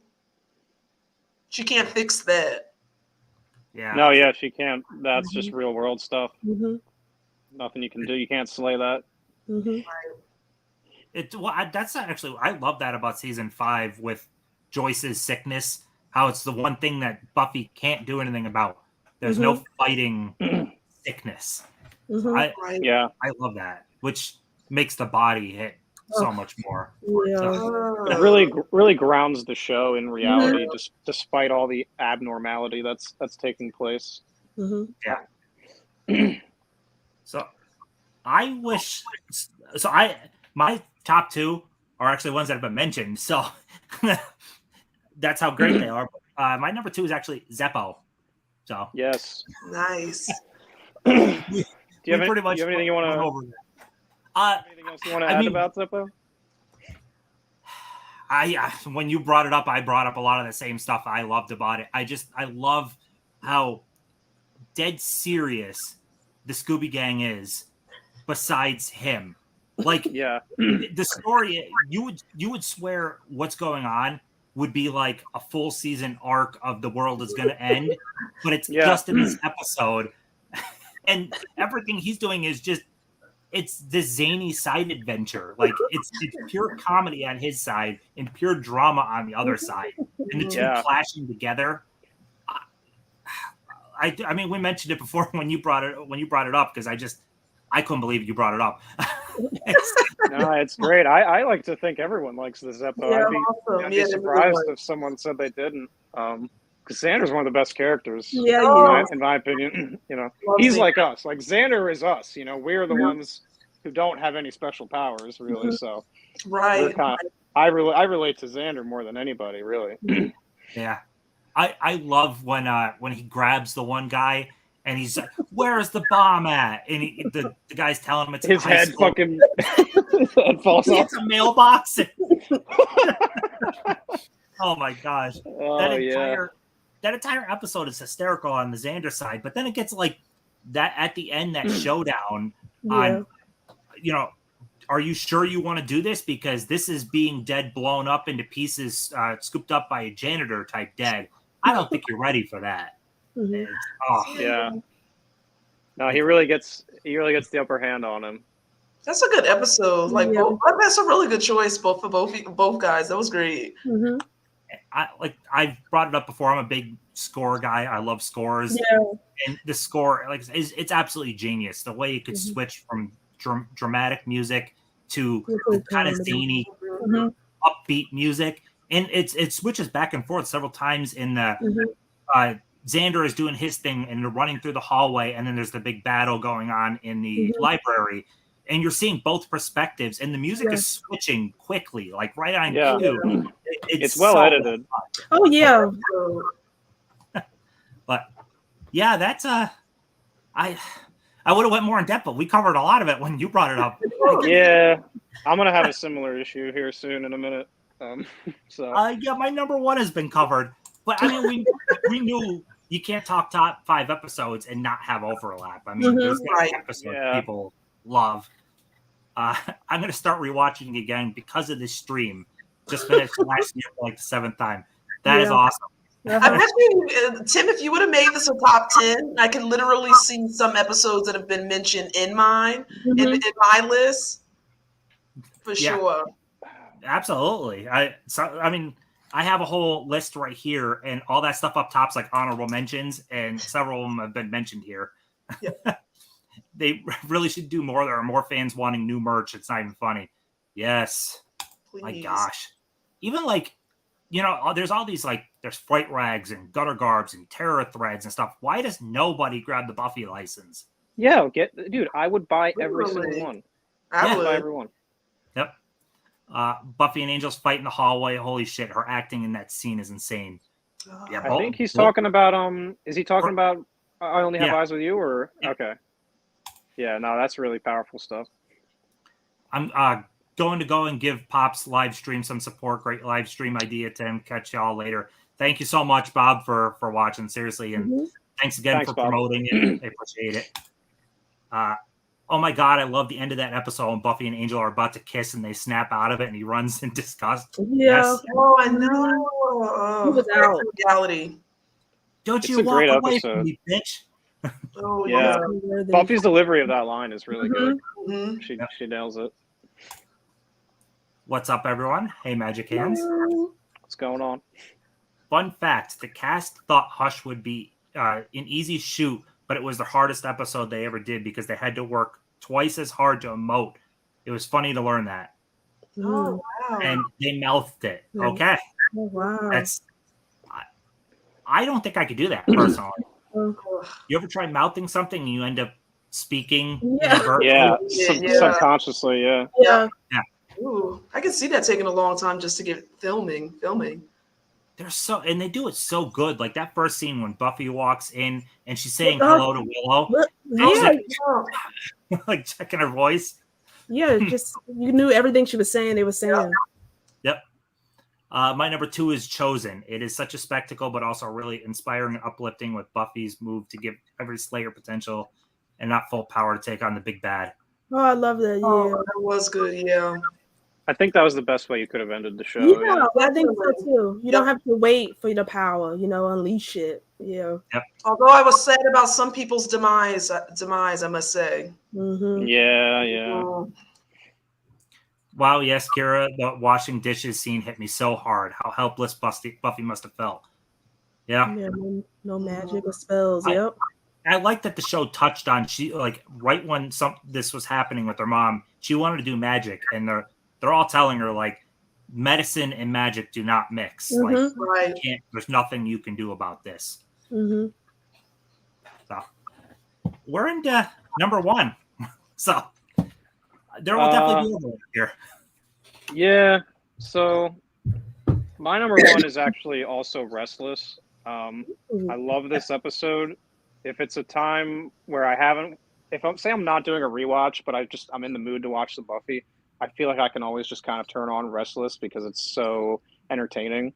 Kira said a lot about how well it's shot, specifically from person to person, like Xander's dreams that has like this green sort of filter on it when he's like walking through the school and stuff. And then the stuff in the auditorium where they're in this seemingly endless maze of like the curtain, and it just it's very dreamlike. And it really captures like what it's like to be in a dream, like really random things taking place, but they seem perfectly logical that are happening. Like everyone putting on a play, and Riley's there for some reason, right? And it's like he didn't go to high school with them, but it's it's fine. It makes perfect sense that he would be there. So yeah, Restless is it's really good. I don't remember all of the like foreshadowing, but there is a lot of foreshadowing in Restless. Xander is foreshadowed quite a bit. There's something to do with Dawn. Faith mentioned something about counting down from Little Miss Muffet, counting down, something like that. I read like a whole breakdown about this episode, but basically they're foreshadowing Dawn's arrival into the show, which would happen in the next season. So yeah, it's just a really good, and like we talked about, Tim said it's like a different kind of finale. Like normally this would be the way the show ends, and I've always loved that about it. It's just a different sort of like finale, and really funny too. I like when Xander goes to go to the bathroom and he's like peeing, and he like looks, and then cuts to like it cuts to all these like science guys like taking notes and stuff. Yeah. And he's like, okay, and he just kind of zips his pants up and walks out. Really funny stuff. It's just a good episode overall. Some people I've read online like just don't like Restless, and Wow. I love it. I mean, I don't know. I've never understood it, but yeah, no, it's a great one. So that's my number 1. I can watch it anytime. You know what was also funny too, Mark, about that? Do you remember with Xander's sequence, he finds Giles and he asks him for like what's going on? He speaks a different language. Yeah, he starts speaking Spanish. He's like, what? I don't understand you. What? It's like very poorly dubbed Spanish. Like, Yes, Anya that was does really too. funny. Yeah, they're both speaking Spanish to him, and he's just like, that's kind of like commenting on how Xander never paid attention in school, and if maybe he had paid attention in Spanish class, he would know what they're talking about. That's I my did get idiot interpretation of from it. Giles. Like I did make that out. Yeah, no, it's pretty funny. I love how not out of the box, but that's not what I would expect as a number one though. So that's really cool. Yeah, it's just always been a favorite of mine, and I'm basing a lot of this like on nostalgia, but also just like how rewatchable I find them, and I find Restless like infinitely rewatchable because of a lot of the foreshadowing that it does. I can't remember all of it. I'll have to do like another revisit. I didn't have time to watch it tonight because I watched the Zeppo and what's it called? I Only Have Eyes for You. So maybe after this, I'll check it out again. It's funny we both watched the Zeppo today though. Yeah. No, it's that was tied for number one too, but I had trouble kind of ordering these. Yeah, all right, that's cool. I love the Zeppo love though. But all right, Meka, what's your number one? Okay, so I did another one where you said we can combine like a part one and a part two. So I did that for these two. Technically, it could be three with the way the episodes go, but I did season 6 episode 20, which is villains, and season 6 episode 21, 2 to go. So that's when we see kind of the Dark Willow rises, which are some of my favorite episodes, because we know Willow's history with magic. And it's also kind of a dark and sad episode too, because what causes her to go that way is that we lose Tara, in such a tragic way. Oh my god! I know. Oh my god! That was another one that out of the show that kind of just like I'm still not over. Yeah. So they had just gotten back together too at that point. Yeah. Yes, and it was so shocking. I remember watching that episode, and you see the bullet first, hits Buffy, and then you see it go through the window, and you just like, did that really happen? You know what I mean? It just was like really shocking. I remember watching that when that first premiere. Just and so she loses in what Willow calls, that's her light. You know what I mean? And she loses her light. Someone who, for the first time, she feels really sees her, understands her, has been patient with her, has kind of helped her through this whole trajectory with magic and it being an addiction and using it appropriately. And she just kind of goes to a dark side. And we see her, friends kind of battling with that, especially Buffy, because in situations like this, she slays the evil person, but it's Willow. Mm-hmm. Everyone is shocked this is Willow. We can't, harm Willow, and they know she's grieving. And I just think, she crosses a line in this episode too. So we know that to me, Warren deserves it. But just that whole, even that scene, that flaying the skin, that was just so powerful to me. And then when we go to 2 to go, it just has some of the greatest scenes for me. The police station scene, Buffy and Willow's fight. I mean, one of my favorite lines, was when Willow said, "Buffy, you really need to have every square inch of your ass kids," before they have that epic showdown. And then I just love the ending of that too, because when Willow is kind of at the height and really going to give it to Buffy, she says, no one can stop her. And then we have Giles return. I think I just love that ending, great moment when he comes in. Yeah, so I just love that arc. And like I said, if you even go to the next one, Grave, just how they do that whole arc for Willow is just beautiful. Sad, but how they have to come to that. Yeah, even when you tack in Grave, with the with Xander.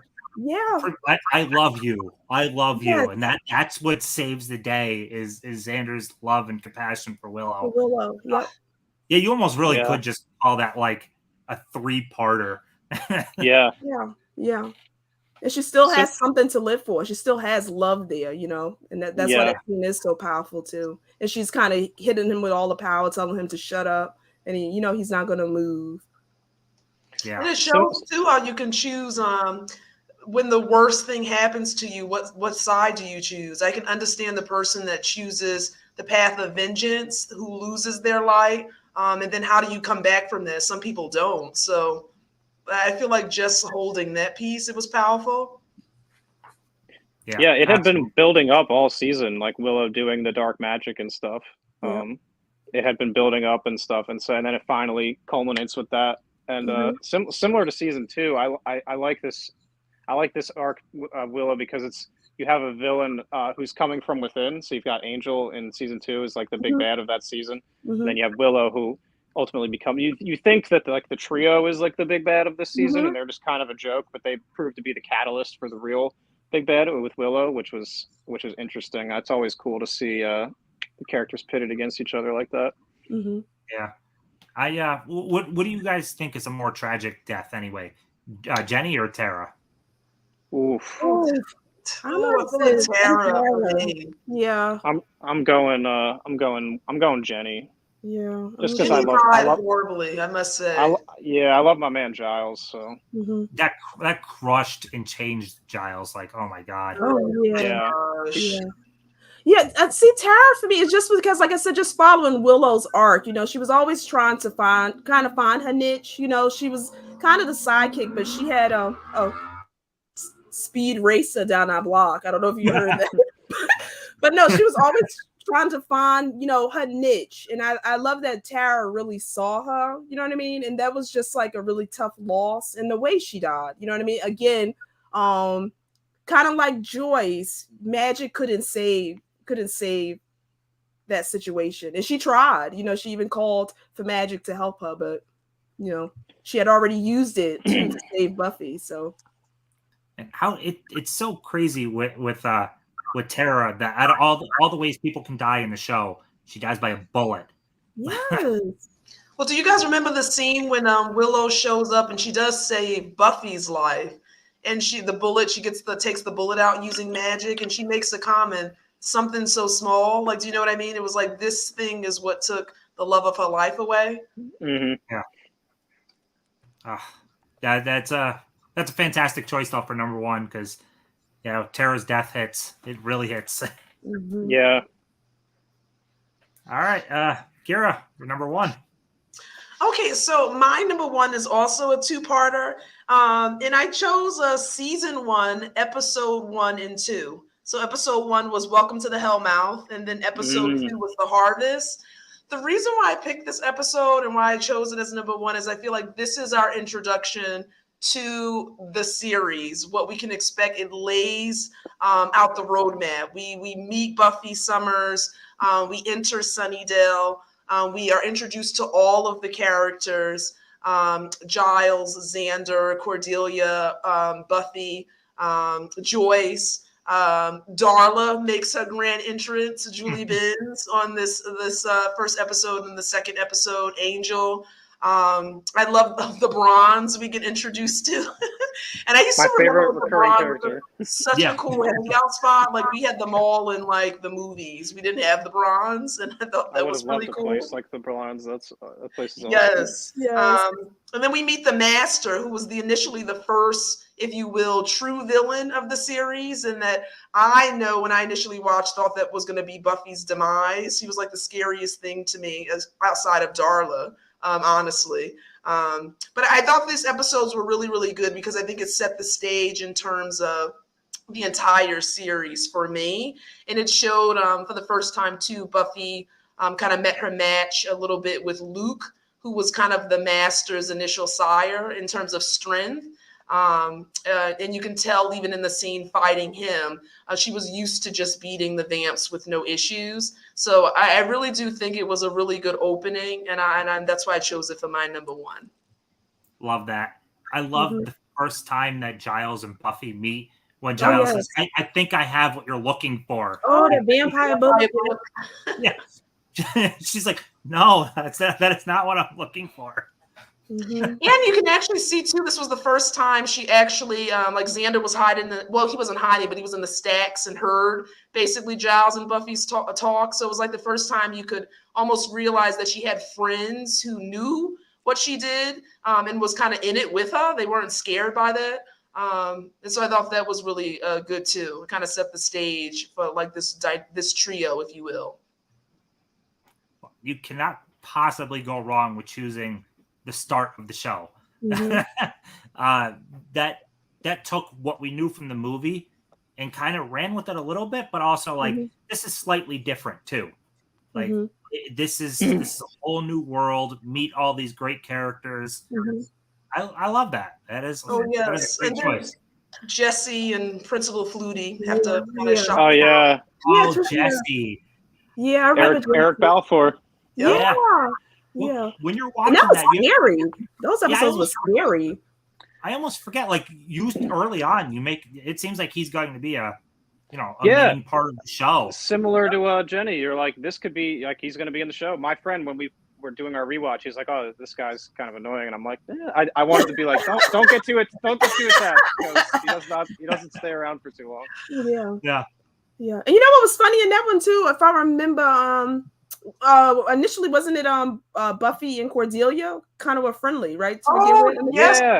It could have been like a whole different like dynamic if she had chosen to be friends with Cordelia, but she didn't gravitate towards her. She gravitated towards Willow and Xander. Yeah, and you know the funny scene about that, what made her, it's like you thought Cordelia was nice when she shared the textbook with Buffy in class, but what quickly shifted that was when they ran into Willow at the water bubbler, and Cordelia said, "Wow, Willow, someone's seen the softer side of Sears," like commenting on her dress. And then said, no, like, I was like, oh, wow, switch. Buffy's like, no. Isn't the end of Harvest where you have the shot of Buffy, Xander, and Willow all walking away, and then Giles says, we're doomed.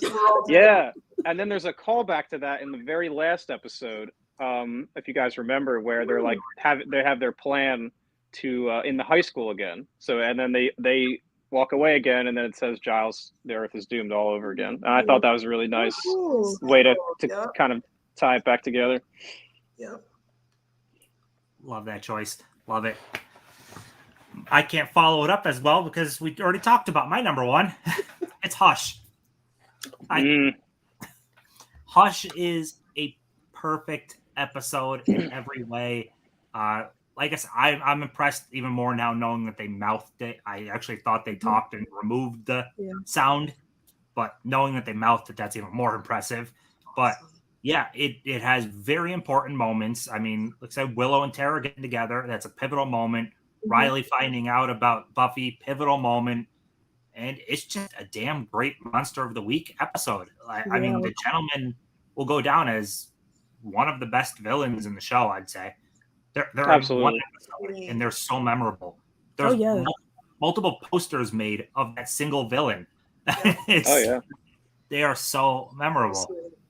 So I love everything about it. You get to see a little bit of Giles' love life because his woman comes in, and it's like, oh wow, you don't really see that side of Giles. So there is everything. He's retired, now, right? Yeah. What was that? Oh, and that's when he had to kick Spike out, and Spike stayed with Xander. Yes. Yeah. That was a funny arc when Spike was living in Xander's basement. Yeah, they was kind of shuffling him all over. And he tied him to the chair, remember? Yeah. What's funny is when Xander first can't speak, he's like, "What's going on?" And then he turns around and looks at Spike. You. Yeah. That's so funny. I might rewatch that after this. Is that the one too? I think didn't that's the Xander thought he killed Anya, right? In that episode? Oh, yes. Yeah. Oh my god. I love Hush. It is so amazing. It's a good one. We all picked different number ones, so that's pretty cool. And there's actually ones I mean, we touched on it, the body not coming up on any of ours, but the body is such a tough watch. Oh my gosh. Why it didn't I come up. I thought that was a dream sequence at first. I said, this could not be. I was very much rendered speechless. I thought it was going to be like, wake up. This is not reality. Yeah, it was very traumatizing. And then how they did that scene, because you had Joyce, like, and her eyes were open, like, the whole time. It just was like, then the silence, too, of Buffy going through the house. It was just, like, really traumatic. Like, I just said, that's why I can't rewatch it.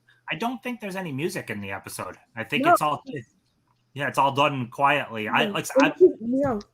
It's every scene was a tearjerker for me. When she has to tell Dawn, when Xander, Anya, Willow find out Anya's under trying to understand and grapple with mortality and what that really looks like. I felt like every clip of that episode, I was like, tears. Yeah, It was even so powerful. the CPR, when she's trying to do the CPR, and she called.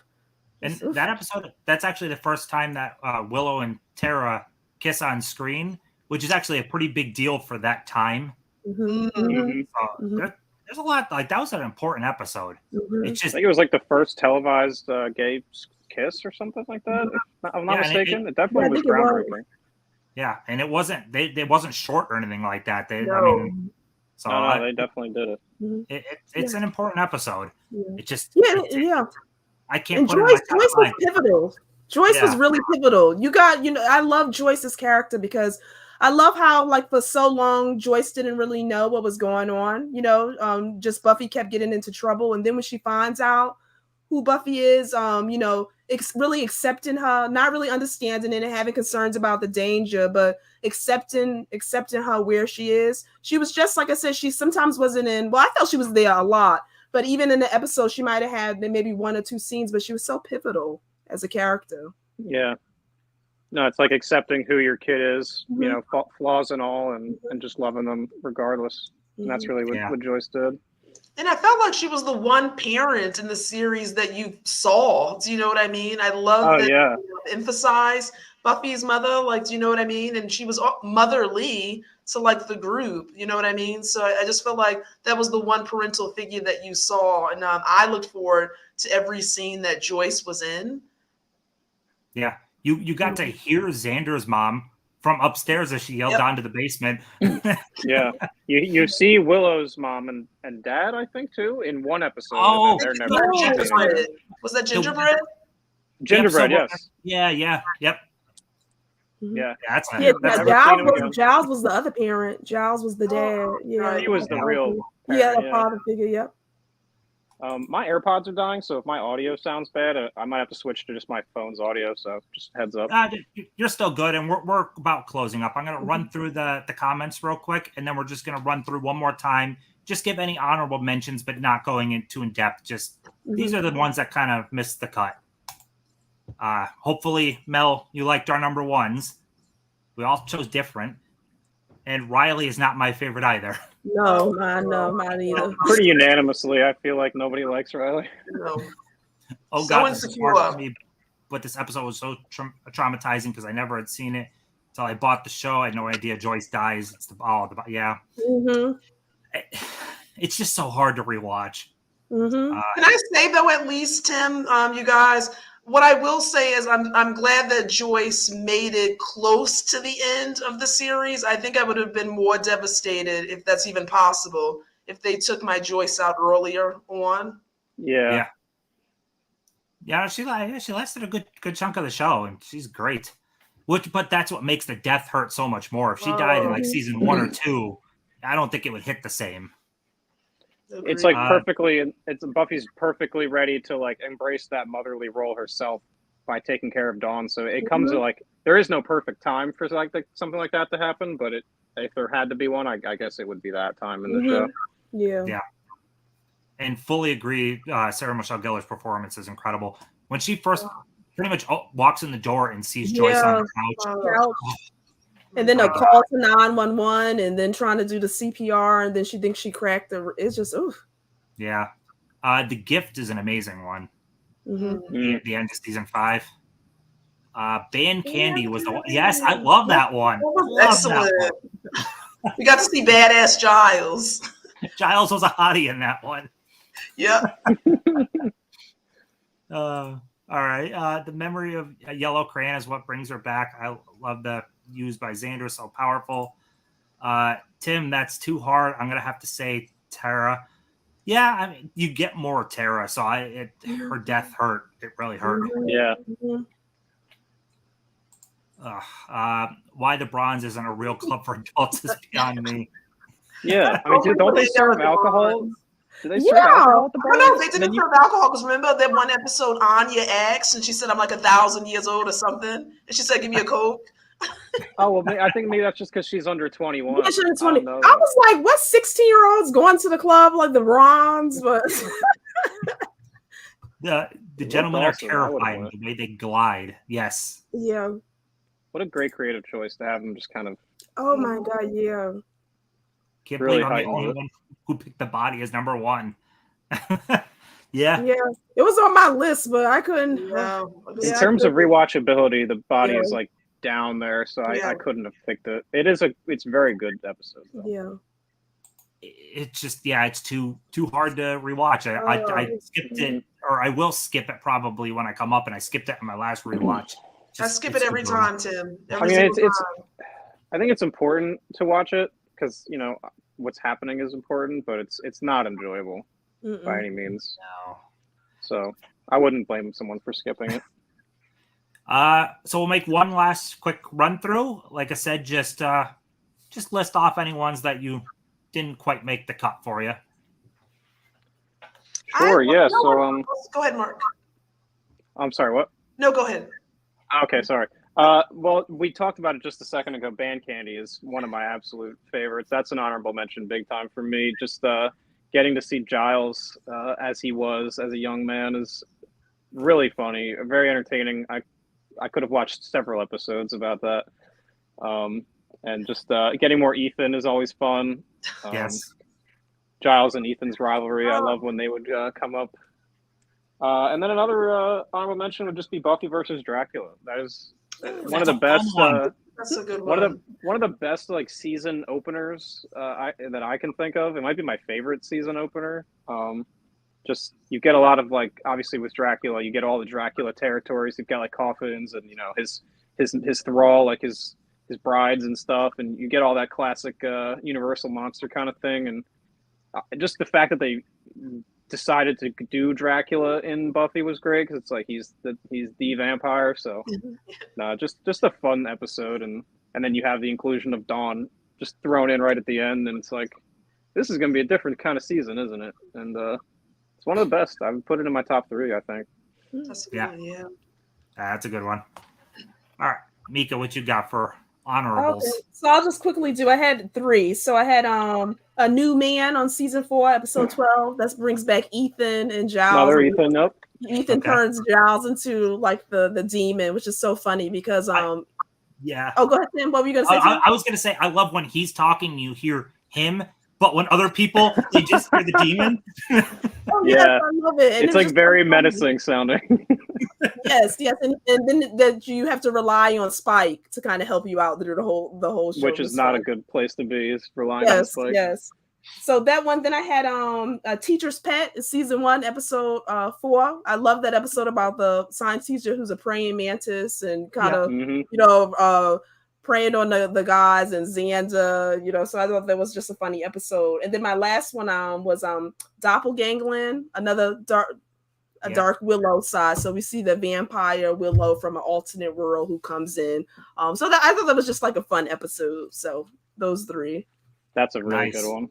Yeah, those are good. All right, Kira, what you got? Okay, so I did Living Conditions, season 4, episode 2. Remember that was the one about Buffy's first college roommate. Oh yes, the nails keep growing.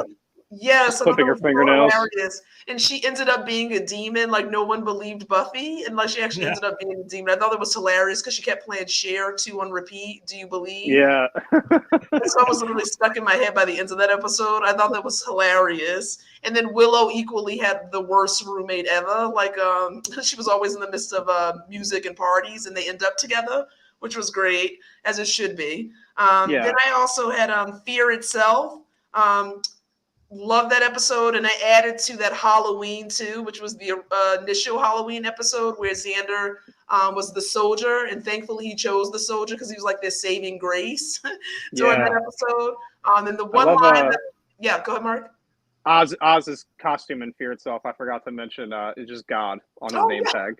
So funny. So awesome. And I remember in Halloween, Willow said because Buffy was that handmaid and she couldn't be like Xena. And I thought that was hilarious. Of all costumes, she was the most defenseless one the whole night. Yeah. So those are mine. Those are good. Mine, I went with some more serious ones than I did on most of my other ones, but Passion, we talked about it already. passion is amazing. Just seeing that moment of, you think Jenny is like this pivotal character that will continue on, and just cold-blooded snapping her neck. I mean, it's tough. And Becoming, two-parter for end of season 2. Mainly that moment when she kills Angel, but Angel just turned back. You see that look in his eyes. Oh my God. It's so tragic. And she has no choice. Yeah. She still has to do it. Yeah. Because otherwise the portal will like consume the world or something like that. Oof. Yeah. And honorable mentions, What's My Line Part 2, Innocence, Fear Itself, Beneath You, Reptile Boy. I like that one too. Ooh, we just watched that one on my I love What's My Line, because I love that Slayer too. Kendra. I thought she was awesome too. Oh, Kendra. Yeah, I wish we could have gotten more Kendra. Me too. Yeah. So that actually wraps up everything, including the honorable mentions. And my God, I had a lot of fun. This actually, we went a solid 2 hours just because it was a blast. So much fun. I love talking Buffy. People stuck around the whole time. People enjoyed talking Buffy. So we'll run through. You can just give your little outro, anything you have to say about you or anything upcoming. If you want to start, Mark, and we'll end this off. Just end. So first of all, I just want to say thanks for hosting and organizing this whole thing. It was a ton of fun. I could talk Buffy with you guys all night. If you ever decide you want to do a part 2 of this, I feel like we could do that. Maybe like ranking the big bads or something like that. Yeah. But yeah, I'm just on Instagram at Tales_from_the shelf. So you can follow me on there if you like. Just posting stuff that I collect. I've got some movies over here that I like to collect. Big shelf right there. But anyway, just follow me on there, and yeah, all links down below in the description for everyone. But Meka, Meka and Kira together, really, you can just. I know. Well, go ahead, Kira. You want to go? Well, I was going to say, since you kind of diverted to me the first time, I'm going to divert to you this time. Oh, wait, did I? Or did you do it? I thought I did it, but okay. But Tim, I just want to say thanks for putting this together. It was so fun. Like I love and especially too, because I know everyone talks films and stuff, but I love, showing the TV some love, because there's some great TV shows. And me and Kira often say that sometimes I find sometimes TV shows are better than some films I watch. You know what I mean? And this is an example of a show that, they don't make them like they do anymore. And the trajectory of really delving into the characters was awesome. So I had such a great time. And like Mark said, I'd be down for round 2.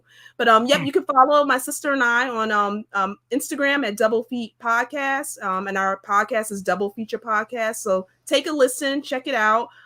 We've been enjoying doing it, and we're thinking about delving into the YouTube. So we'll see. Yes, go for it. I know you were talking about that on the podcast. Go for it.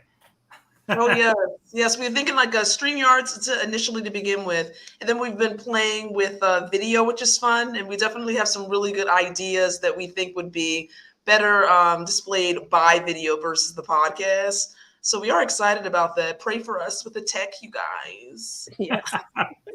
You got this. But I had an absolute blast. Again, thank you guys for coming on. Seriously, when I put out that story, I wasn't expecting anyone to respond at all, and I'm shocked anyone was even interested. And for people that stuck around, I should have mentioned this in the beginning that Matt at Vengeance Media couldn't make it, but I would have loved to have him on, and he's a great guy. So, that's all we got. So, thanks for everyone for sticking around. Yep, go watch it. Watch Buffy if you haven't.